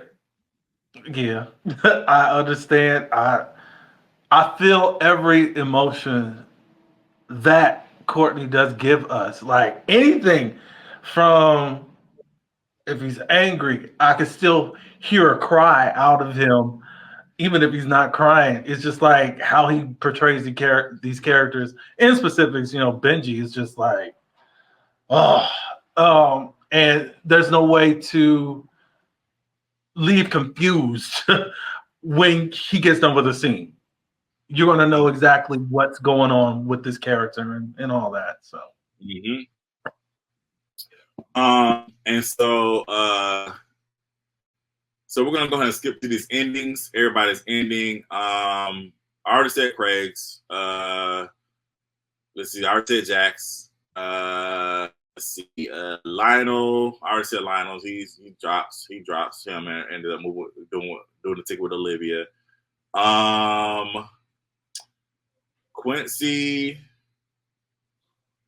Yeah, I did this. So basically, we're down to end with Alex and Jordan that get done doing what they do. Jordan says, I'm going to Augusta to connect with my sister and my friends. And so she gets in her car and she gets on the road and she's on her way to sisterhood. So that is the connection to sisterhood. Benji, Gabby comes to say goodbye. Gabby's moving to LA. They sleep together one last time. He sleep. She leaves while he's asleep. And then he goes to urinate. Come to find out he has blood in his piss. So he has blood, and so he's like freaking out. And the cliffhanger for this is John. The knock at the door. He turns around. He gets shot. We don't know who shot Jonathan Miller. And so at the end, JT shows up, and JT is the one that calls 911 and tries to save his father. Couple of behind the scenes things. I was originally going to kill Jonathan Miller off after this season. This was going to be done for him. This was it. Oh, really? Yes. Wow. It was not good for season 4. This is before I decided that season 4 was going to be the last season. I was going to keep it going. I was probably going to keep Brotherhood going for season 5 or 6. I think originally. Mm-hmm. So yeah, Jonathan Miller was going to die.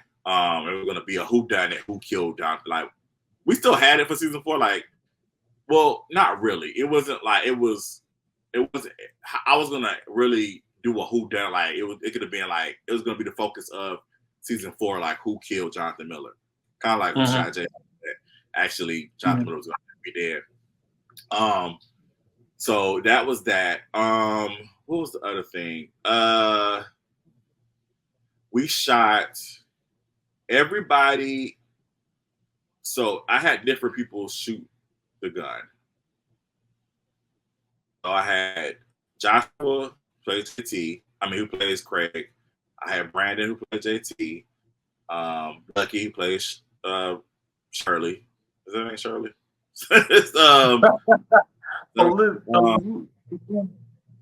I think her name's Shirley. Charlene. Sorry, Shirley. Charlene. I had Tanya who played the mama. I had her do it. I had DJ Swag who played Jackson's dad. Okay. Yeah, so I had him do it. I had multiple people come in and do it because I didn't know who shot Jonathan Miller at the time. I wasn't sure I wanted to do it. So I wasn't sure. But I was saying, yeah, this is gonna be a Pastor Miller, he's gonna die. This is it. Then we're going to Sisterhood. We're going to Brotherhood season 4. We're almost at 2 hours. I want to try to wrap this up. And I want to also leave for you to ask questions. We're on Sisterhood, and the first thing that we see, first of all, Sisterhood, of course, people know Sisterhood was a series at first, and then Maverick wanted it as a movie, so we ended up compiling all 5 episodes together and making it to a film. So that's that. Start off with Jordan driving into Augusta, and she gets a phone call from Alex checking on her to make sure that she's getting to Augusta safely. I originally was going to take that scene out of the movie. I was like, when we decided to do the movie, I was going to originally take that scene out. Mm-hmm. Just because even though we know as a spinoff, I was like, since this is going to be a film, I wanted to kind of keep it self-contained. I didn't really want it to like really connect it to Brotherhood at the time, but I'm glad I did it. I'm glad I kept it in there. Because that's obviously vital for Sisterhood too. Okay. Yeah. So we start off with that. Then we meet Dr. Maya Prescott. Dr. Maya Prescott and Jordan are best friends. Dr. Maya Prescott is sleeping with her client. Keith. His name is Keith, not in relation to the other Keith in Brotherhood. But she's sleeping with her client. And then we also meet Amelia. She's the first lady of the church. She's being neglected by her husband, who's busy as an elder of the church. She's trying to move on to be a pastor. But she's feeling neglected. And he is basically like the owner of the coffee shop, Jake, is flirting with her. Like basically showing her the attention that she is desiring from her husband, and she's feeding into it. Like she likes it. You know what I'm saying? And then we have Teresa, who is Amelia's friend, but also like a sister. They're in-laws because Teresa's ex-husband is Amelia's husband's brother. They're brothers. So we have that, and then we have Jaslyn, who is Jordan's sister. She's a musician. She's a singer. She's an artist. So as we see her studio doing her thing, and we meet her best friend. What's her best friend name? Chloe. We meet Chloe, who is Jaslyn's best friend, and then we have Michelle. We meet Michelle because Jordan is jogging and she runs into her ex-fiance Maurice, and then Layla Michelle is with Maurice, and her name is Layla Michelle. One word. It's Layla Michelle. One word. Y'all better say Layla Michelle. But Jordan, of course, just calls her Layla just to piss her off. So, but it's Layla Michelle. The ladies get together, and they're like, "Where's Dawn? Where's Dawn?" So Dawn is at her place trying to come, but her husband Rico is very abusive, physically, mentally, emotionally, spiritually, all that. He's very abusive. He's like, "You ain't going nowhere." So basically, he has her trapped in the house. So Dawn is not going anywhere. At this party, we find out that Chloe comes, and we find out that Chloe is now engaged to Keith Harris. And Keith Harris is the person that's also sleeping with Dr. Maya Prescott. So Dr. Maya Prescott did not know that Keith was involved with somebody. You can see that on her face. So yes. So that's how everything starts up with Sisterhood. We see Jordan. She's really sexually liberated. She she likes to do her thing. my mom cannot stand that character. Like, she can't stand Jordan Dixon. I'll be rooting for Layla Michelle. No. So basically, her guys don't really have a good relationship. Jordan doesn't support Jaslyn and what she wants to do with her career, being in music and everything. So they don't have a good relationship. Let's see. And then with Teresa, her ex Frank doesn't spend time with their son Taylor. Frank, played by the great Nathan Rothwell. And yeah, it's been easier for me to watch the he's been before. I really couldn't really watch anything. But it's been easy, and it's a comfort, like, to really see him on the screen. But he's definitely sorely missed for sure. But yeah. So Frank is neglecting his son, but Teresa still has this connection with him, so they end up still sleeping together, even though Frank is in a whole relationship with somebody else. So they have a thing going on. What else? Maya's upset with Keith. Maya is like, and this is something I want to do. Even though we have these feelings for people and we know we're not supposed to be in situations, sometimes we still give in. We still give in. I did not want that for Maya. I did not want that for her. And I want to show her, though, still being human. Yes, I still love this man. Yes, I still want to sleep with him. He has great sex. I do want to sleep with him, but I know the situation now, and I'm not going to put myself in a situation to be with him. I want to show that. I'm like, not everybody gives into their sexual desires, their lusts. Not everybody does that, So I want to make sure I showed that with Dr. Maya Prescott. She even fantasizes about a lot, but still, I'm not doing it. So I thought that was an important show. Yeah. Let's see what else. Basically, this whole back and forth thing with Jordan and Maurice. Jordan trying to commentary. Maurice is like, I'm happy. I'm in a relationship. Like, leave me alone. You have met the altar. Like, leave me alone.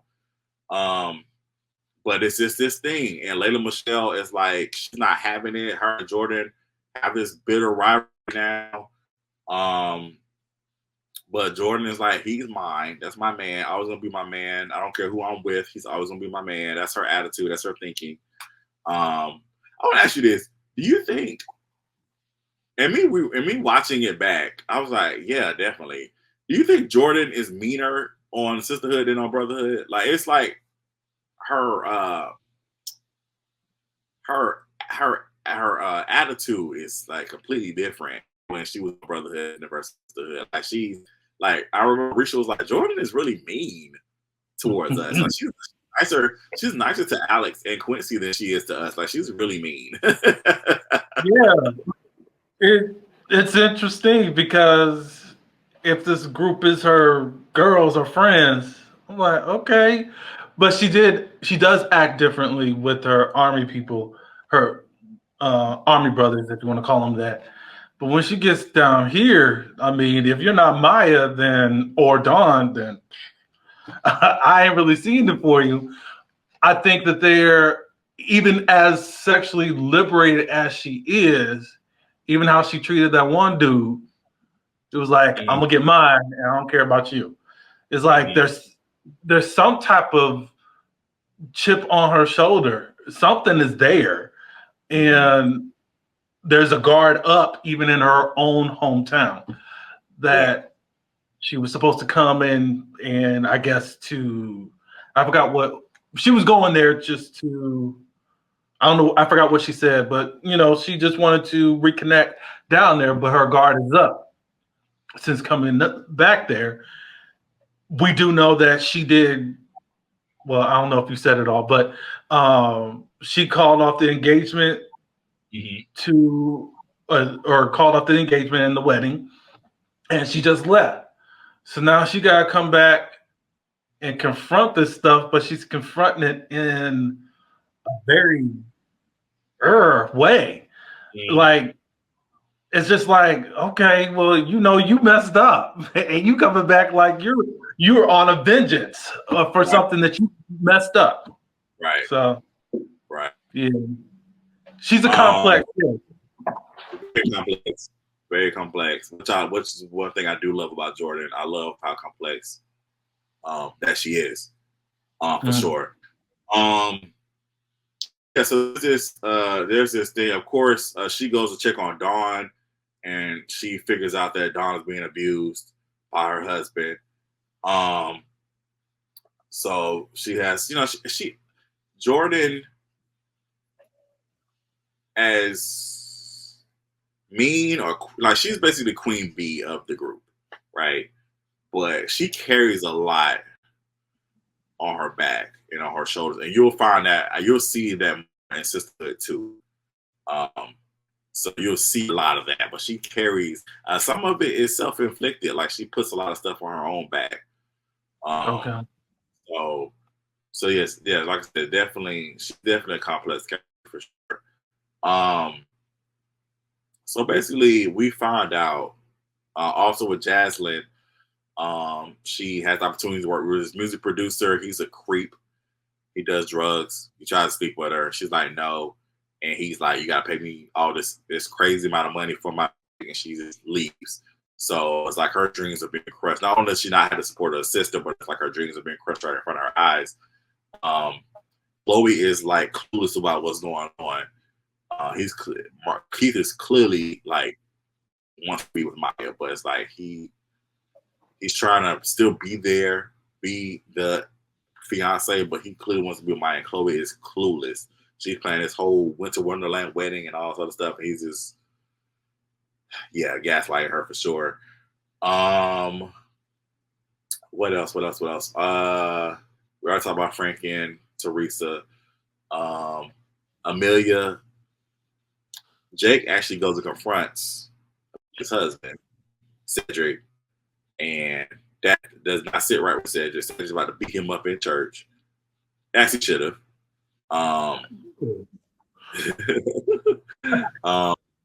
And Amelia ends up kissing Jake. They share a kiss.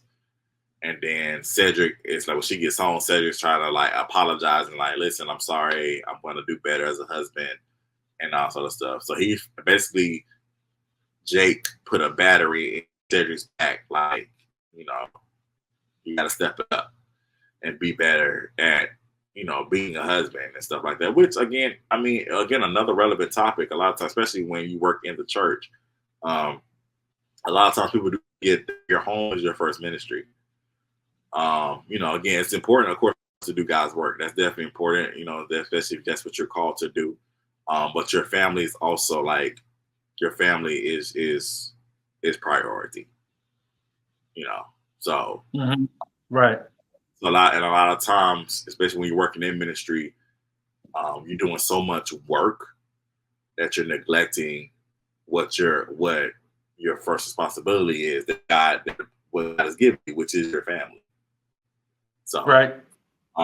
So like I said, I thought that was important to definitely touch on that.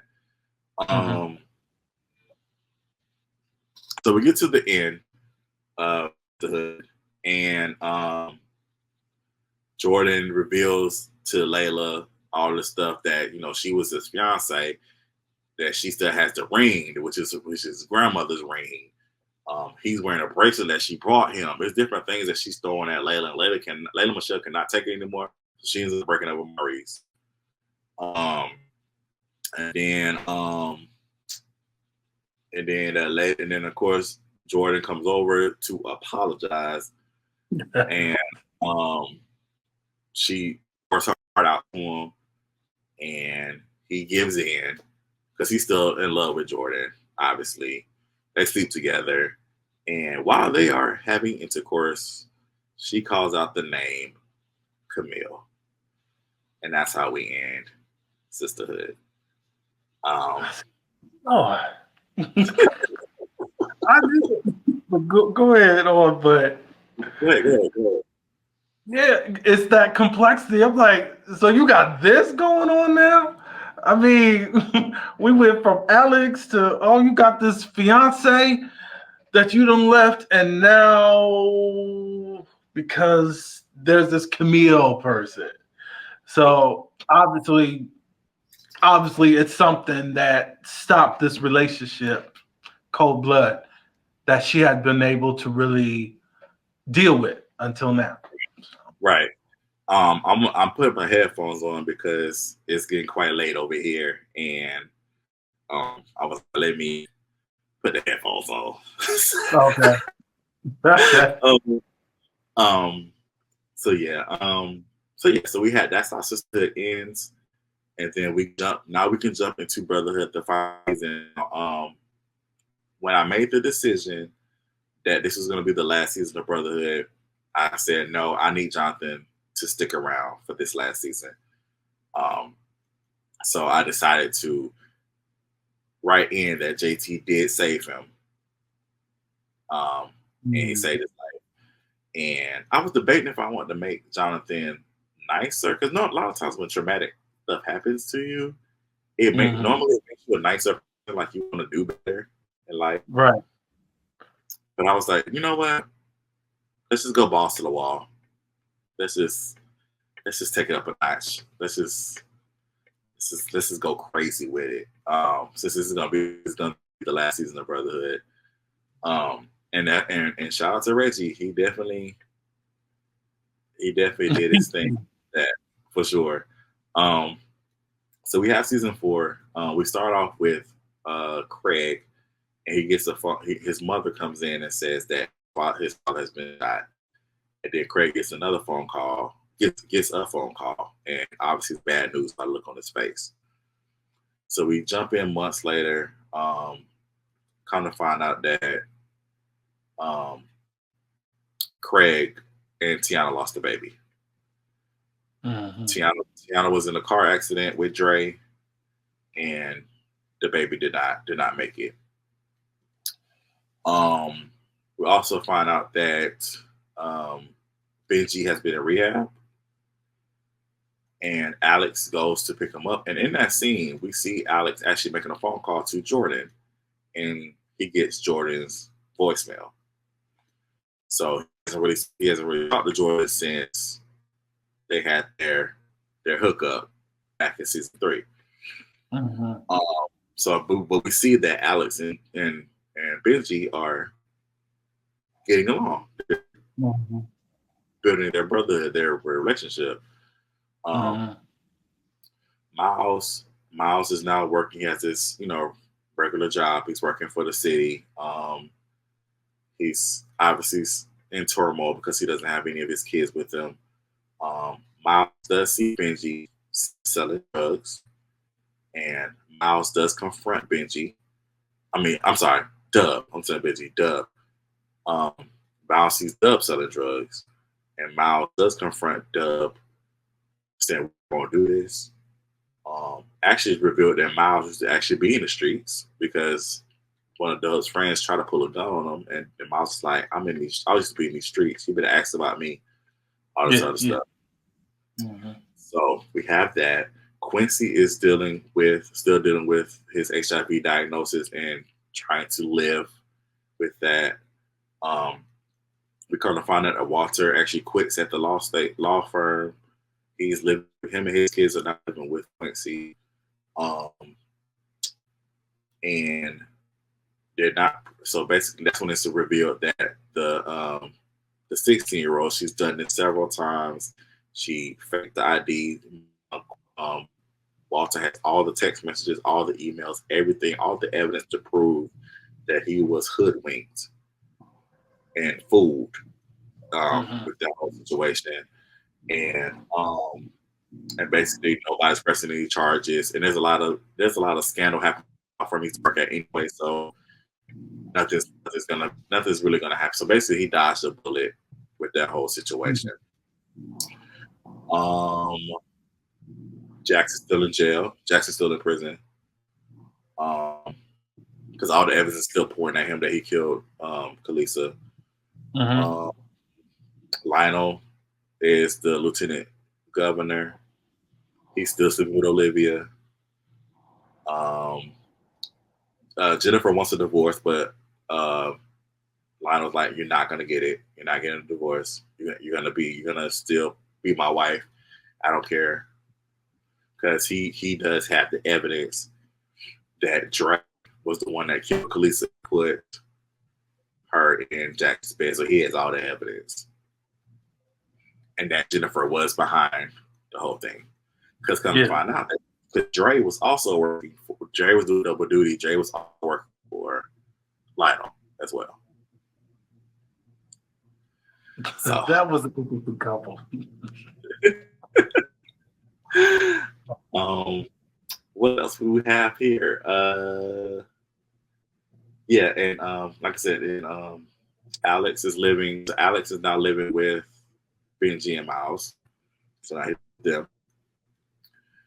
And I believe I got everybody. Yeah, I got everybody. And JT. So like I said, we found out that JT was the one that basically saved Jonathan's life. But Jonathan, he's a horrible SOB, and he just basically was like, I would have rather have died to have your lips on mine. So it was a whole thing, and you could see the evil in Jonathan's eyes. Like basically now it's getting to the point now, like, no, you're just pure evil now. Even the way he talks to JT, the way he talks to Craig later, like when Craig comes in, because he basically is accusing Craig of shooting him, even though he didn't see the person. He recognized the gun, and he accuses Craig of being the one that shot him. But basically, Jonathan's alone. Jonathan has nobody. Nobody's in the house with him. The wife is gone. His mom is gone. His brother don't talk to him. His sons don't. His sons are trying to deal with him, but he's pushing them away with his evilness. So Jonathan's alone. He's tormented. He's definitely tormented, because he's even to the point where he's calling himself God. He's calling himself Lucifer. Like he's got a lot of demons that he's definitely dealing with, for sure. For sure. It's also revealed that he's still messing around with Shirley. Like he called her Charlene. Still messing around with Charlene. So that's that. What else is going on? Okay, so also Lionel, it was revealed in season 3 that Lionel actually is over this street drugs. He does that too. Right. Sir. And you try to run for Congress. I said, okay. So he's over that. And so basically in season 4, we see that the leader of the street gang that Dub is a part of tells Lionel, listen, we got to go to these corners and we got to do all this other stuff. Lionel's not with it. And then the street leader threatens him. And Lionel is, okay, you're going to threaten me? Got it. So Lionel calls somebody to handle the situation. We find out that the person he called was Dre. Dre was the one that handled it. He shoots all 3 of the guys, including Dub. So Dub also gets shot.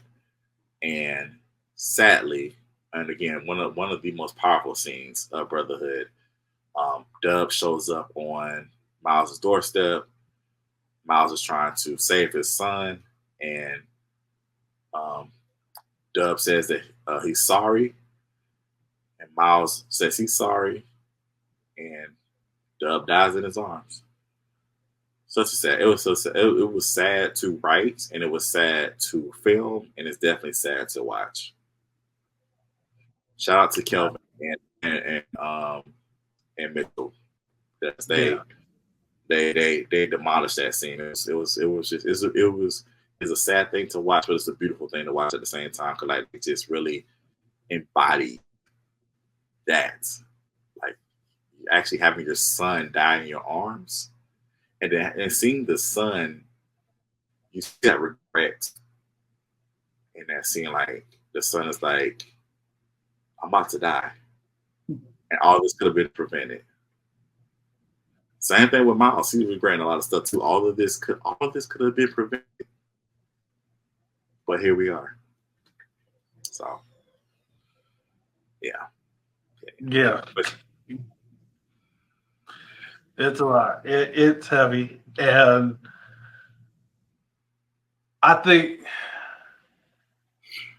you portrayed it so real, though. That stuff happens, especially if somehow they could have turned things around, but Dub wouldn't listen. Miles didn't have no type of really reach to him, and he had to really just let his son go. I mean, literally, physically, and he couldn't do nothing about it. And there's so many symbolisms that were happening in Miles' life because his other children were leaving him, were actually being kept from him. Another one left the earth, and the other one we don't know anything about yet.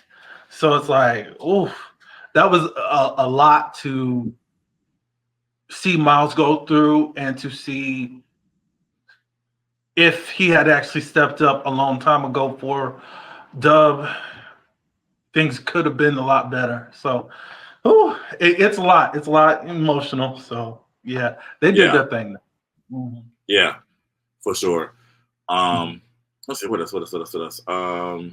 So basically, through this last season, again, we're just basically seeing everybody trying to, well, for the most part, trying to improve their relationships, improve their lives. We see that Benji is going through something else. Alex is trying to figure out what it is. But Benji is like just trying to keep a happy friend. Like, I'm good, everything's good. He's coming up with stuff or whatever. They're trying to be there for Miles as he's dealing with the death of his son. Miles is starting to spiral. He's drinking a lot more. He's lashing out at people. Also, find out, like, we saw that a flashback to, we saw this in season 3, but we also saw this in season 4. Miles and Nikita slept together after he got picked up from prison, because she was the one that bailed him out of prison when he got, out of jail when he got arrested. They slept together, and it revealed that she's pregnant with his baby, not Keith's. So Miles is like, I need this baby. And the kid's like, no, you're not going to be a part of this baby's life. It's Keith's. And that's that. So also that he lost another child, basically. So there's that. And we see Quincy. We find out that Quincy has an adult daughter. He tells Walter that he got somebody pregnant, and he was I think he said 15. He was 15 years old, and he found her. She's there. He hasn't met her yet, though, and she doesn't know about him. But I think says she'll know about him. But either way, they never met, because the mother, the parents moved her away when she found out she was pregnant. They moved her away. So Quincy hasn't had any contact with his child, until now. So got that out. Later on, let's see, Quincy, Walter is in limbo, because again, even though nobody's doing any charges, he still has that fear. Like he even has a night dream, a day nightmare or whatever in the shower that he got arrested. But kind of find out that he actually is offered a job to work in the DA's office. And then we find out also that the DA and Lionel, they used to have a relationship. Lionel been all over the place too. And so, yeah. So, but Walter tells that Katie has the opportunity to go to a school or something in DC, and so Walter says, "I want to support my daughter, so we're all going to just move to DC, support her, and all so he's going to move him and the other kids are going to move to DC with Katie, so she can go pursue, what she wants to do." We found out though, so sad news. We found out with Benji. Dre's also revealed to have been used. That's not his real name. It was an alias. So that was revealed as well. Tiana was telling Craig, and all the stuff that was going on, because basically Dre confessed all this while they were in the hospital room. All this, of course, is off camera, but it was said in the story. Mm-hmm. And so we found out sadly that Benji does have cancer, even though he told Alex in episode 1 of season 4 that he was fine. He was telling the truth. He does have cancer. But Benji has decided not to do chemotherapy or radiation. That he just wants to live his life. He doesn't want to. Basically, he doesn't want to be fighting to live. He wants to actually live. And as somebody who has had cancer firsthand, I can understand that.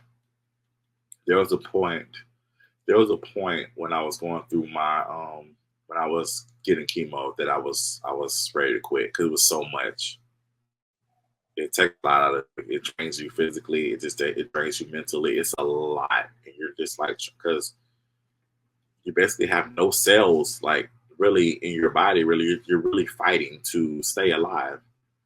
It can be tired and it can become a lot. So I understand. When I wrote that, I felt it. I 1000% felt that.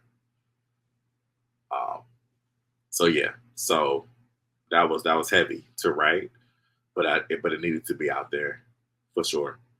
So I definitely understand where Benji's coming from. As far as like, I just want to live.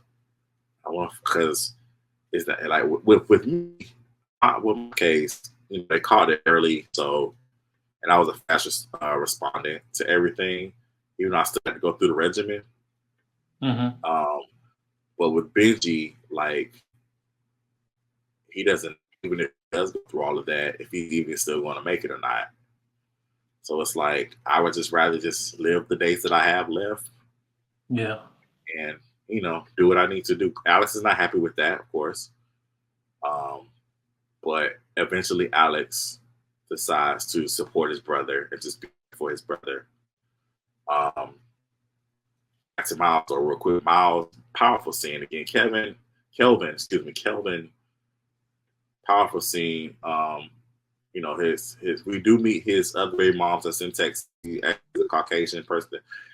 I was like, yeah, I want to have a Caucasian baby mom. I want that. Like, even though we don't ever see his other daughter, Mm-hmm. I want that. Like, I want that. It was something different, not really different, but like for Miles, you wouldn't really expect for him to, Right. date outside his race. But I was like, yeah, I want to do something a little different. So he got told off by her. Kendra said, I wish you were dead because you're the reason why my son is dead. So he has all this stuff going on. And so Miles is basically got the gun and he's about to off himself. But he gets a phone call from Katrina and she apologizes for not being there and not bringing his kids to the funeral. And so he actually talks to his kids. And after talking to them, he decides he needs to live his life. He breaks down. He ends up going to rehab, to a facility.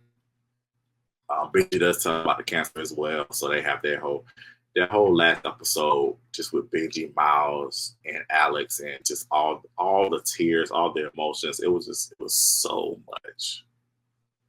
So much. It was a lot. I don't know how many times I cried during season 4. It was just, it was a lot, and even as you first, I just want to say something about Mr. Kelvin and Dub's mom. I don't know the actress name.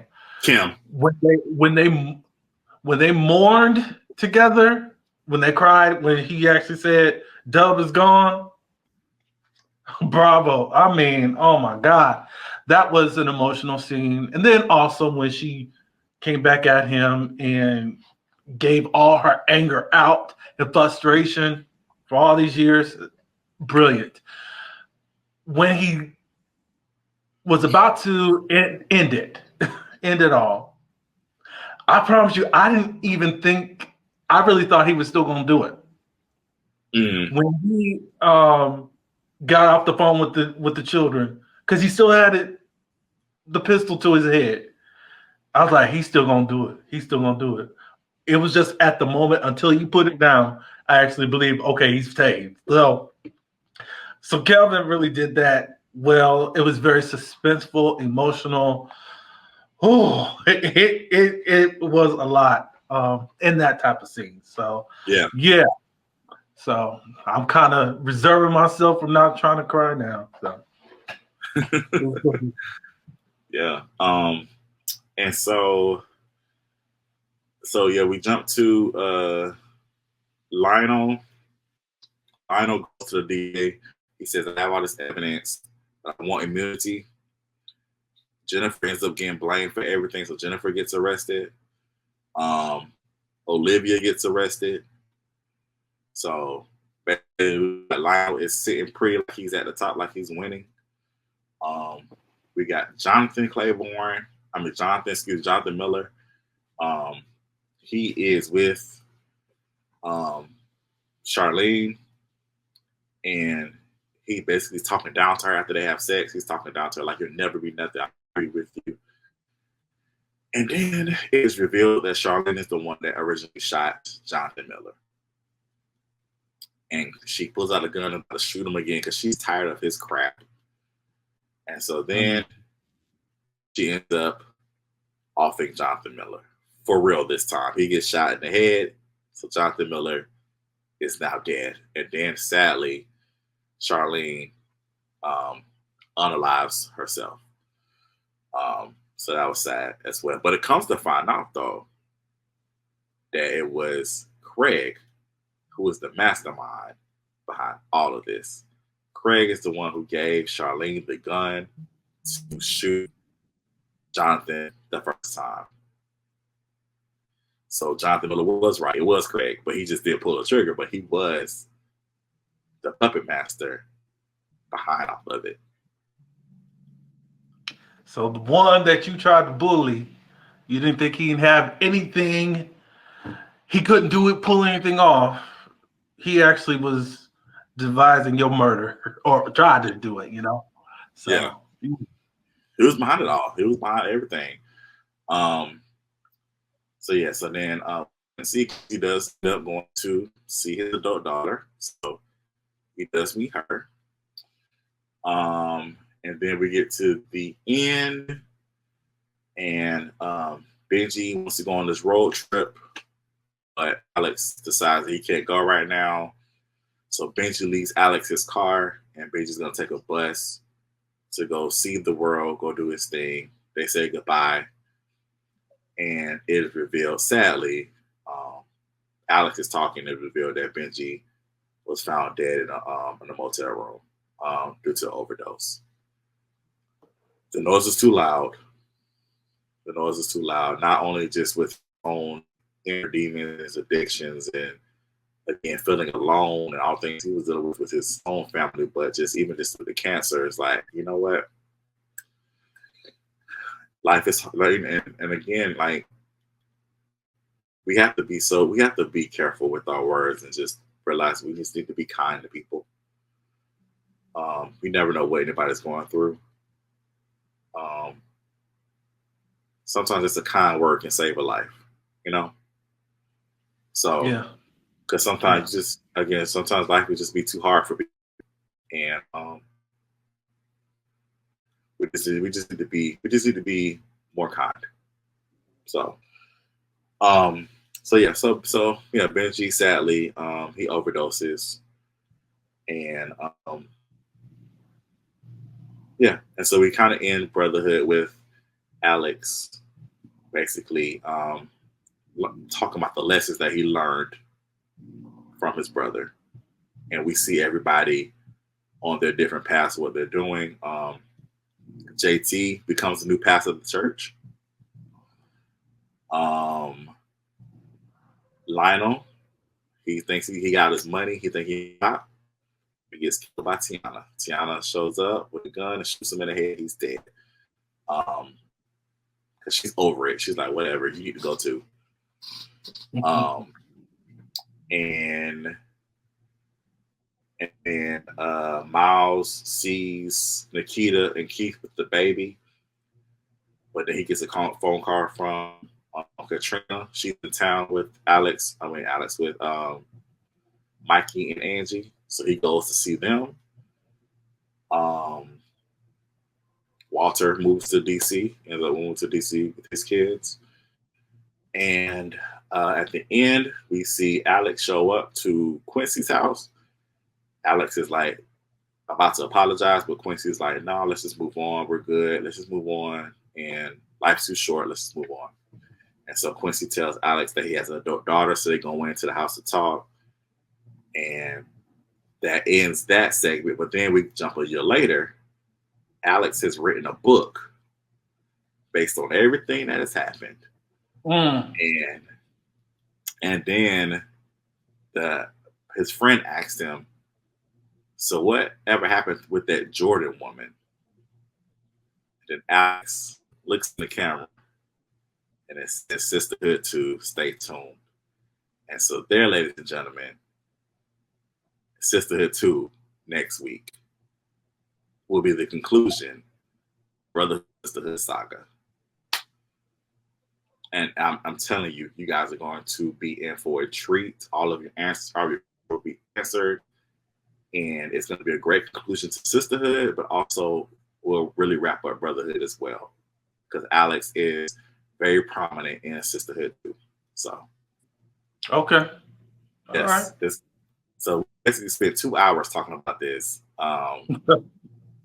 So which was a great conversation. I hope this, if you watch it, I hope this pushes you to watch Brotherhood and watch Sisterhood, and definitely I hope it pushes you to watch Sisterhood 2 next week.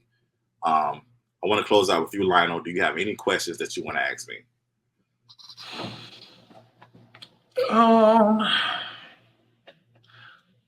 For Miles, if you had continued on, could you see him actually meeting the new child that was born?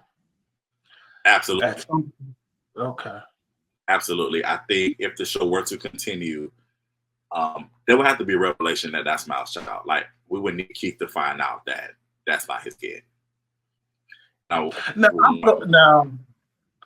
I thought it would have been still cool if Keith found out about it, even during that time, and she just said, look, we're going to raise this child. But I don't know if Keith would have been, like, well, that's still his child. I don't want to just impose. We can raise him, but I just don't want him to be, I don't want this to be a secret or something. I would have liked for her to not keep it a secret from Keith. I'm just giving like my thoughts of what probably could have happened differently for Nikita in this situation. So I was just thinking maybe at least Nikita could have told Keith all along that this was Miles' child or something to that nature.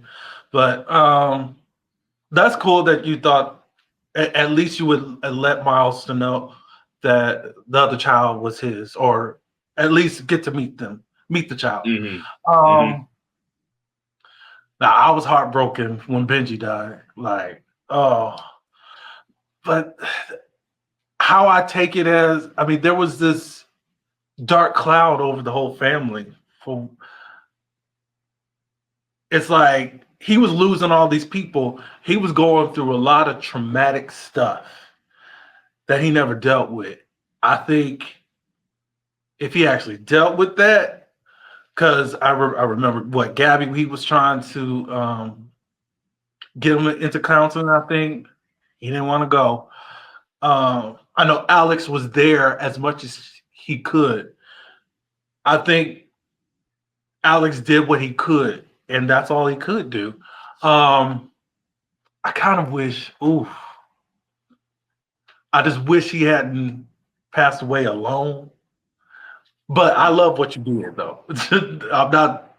It was just like, I wish he had at least his brother around. That like he actually went on the trip, and he still passed away or something. But you know, yeah. Well, Benji was always going to pass away. That was always going to be like, that was always going to be the end for his character. Now, when it was going to happen, like, again, I wasn't sure that season 4 was going to be the end until, honestly, it took us a long time to even shoot season 4. Because, of course, we had the pandemic and different things was, everybody's schedules and stuff like that. So I wanted to go, let's go end this while we can. Let's go ahead and end it. I don't want to leave anything open-ended. But Benji's character was always going to be his fate as far as like him, becoming unalive. So that was always going to be his end, so. Yeah, I definitely understand it. It was just heartbreaking to actually see. Yeah, it is. It's very heartbreaking. I mean, it's heartbreaking for me to watch. It's like even like watching that sequence of him walking away and then him just disappearing. Like it's heartbreaking for sure. Yeah, probably the only thing that I would just like to stick it to Pastor Miller is if he had to have a blood transfusion and had to have JT's blood. Like now, I would have loved that just to stick it to him because he was just at that point so mean and nasty for no reason. But overall, the whole series is great. As far as questions, I didn't because it's like I kind of just loved how everything folded out for everyone. I just was only wondering for miles as far as what could happen with him, as far as does he actually get it all together, Of course, things were starting to come back in line with him, at least being able to visit with Mikey and Angie, But I would have loved some type of wholeness in his story after all the tragedy that has happened to him and loss, To see someone lose everything and to finally get it together and get it all back. So that would have been cool if it had went on some more seasons. So, but I'm excited for Sisterhood too. I'm very interested to see what happens with Dawn and her situation. And really, I love the role that you gave to Shateria because, oh my God, the way he abused her. We ain't seen that, not for real, maybe on a Lifetime movie, but we haven't really seen the depths of he went through to degrade her and the desperation of her to really get out of this situation. She took matters into her own hand. I'm really, really excited to see what happens out of this situation for her. Let me make that say it's Shataria. She'll get me if I don't correct you. Shataria. Shataria. I'm sorry. I'm sorry. And I should know that. Please forgive me. I'm interested to see Amelia because I need to see if she's gonna switch her insurance policies to Jake or what. Because look, Teresa, I gotta see what she does because she's wrapped up in that man, and she gotta let that go. But I gotta see how that goes. But I'm looking forward to it. I'm glad. I want to see what Chloe does because Chloe didn't have much to Shay during the first season now movie, and I want to see what happens to her after the blinders come off. I kind of want her to just really just lose her cool on this man, but because she seems like,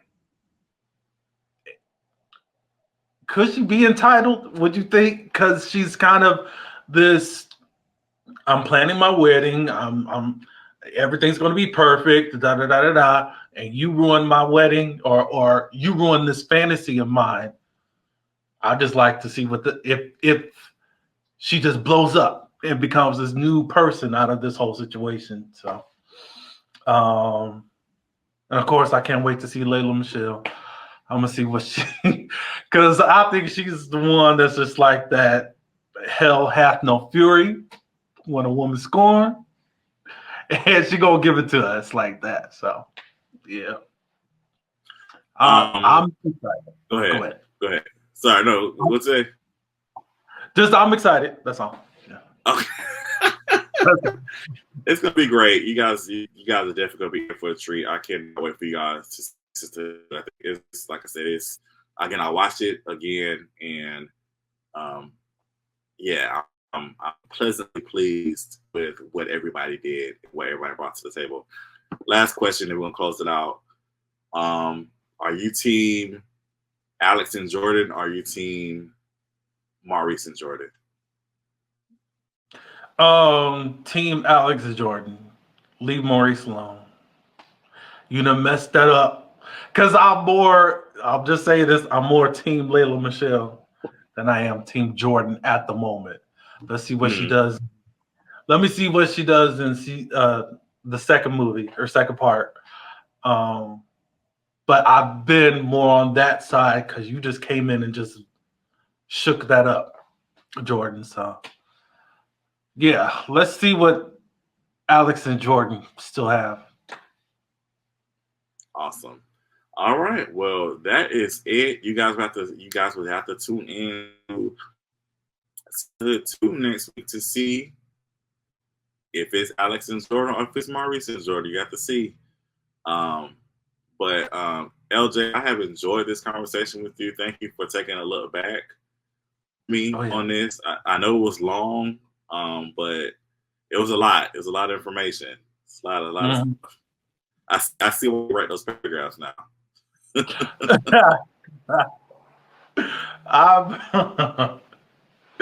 Well, you gave me a lot to think and to expound on. So, hey, I appreciate coming here and reliving this. And it's a privilege and honor to actually be in your presence like this and on your platform. Thank you. No, thank you, man. I appreciate you. Thank y'all so much for sticking with us these 2 hours and almost 40 minutes. We definitely appreciate it. Again, please make sure you guys watch Sisterhood 2. I don't know the platforms yet. I'm assuming it's going to be Amazon Prime, Vudu, the typical Amazon Prime, Vudu, Tubi. But you can always go to VPNTV.com and subscribe, and you can get that information. Or you can subscribe to the YouTube page, youtube.com/the @thing, T. Clay. So either way, you can find information if you subscribe to, but I would suggest you do the VPNTV.com. That's where we send out most of the VPN stuff through mail list. So again, thank y'all so much for tuning in. I appreciate you. Y'all be blessed. Until the next time. Peace.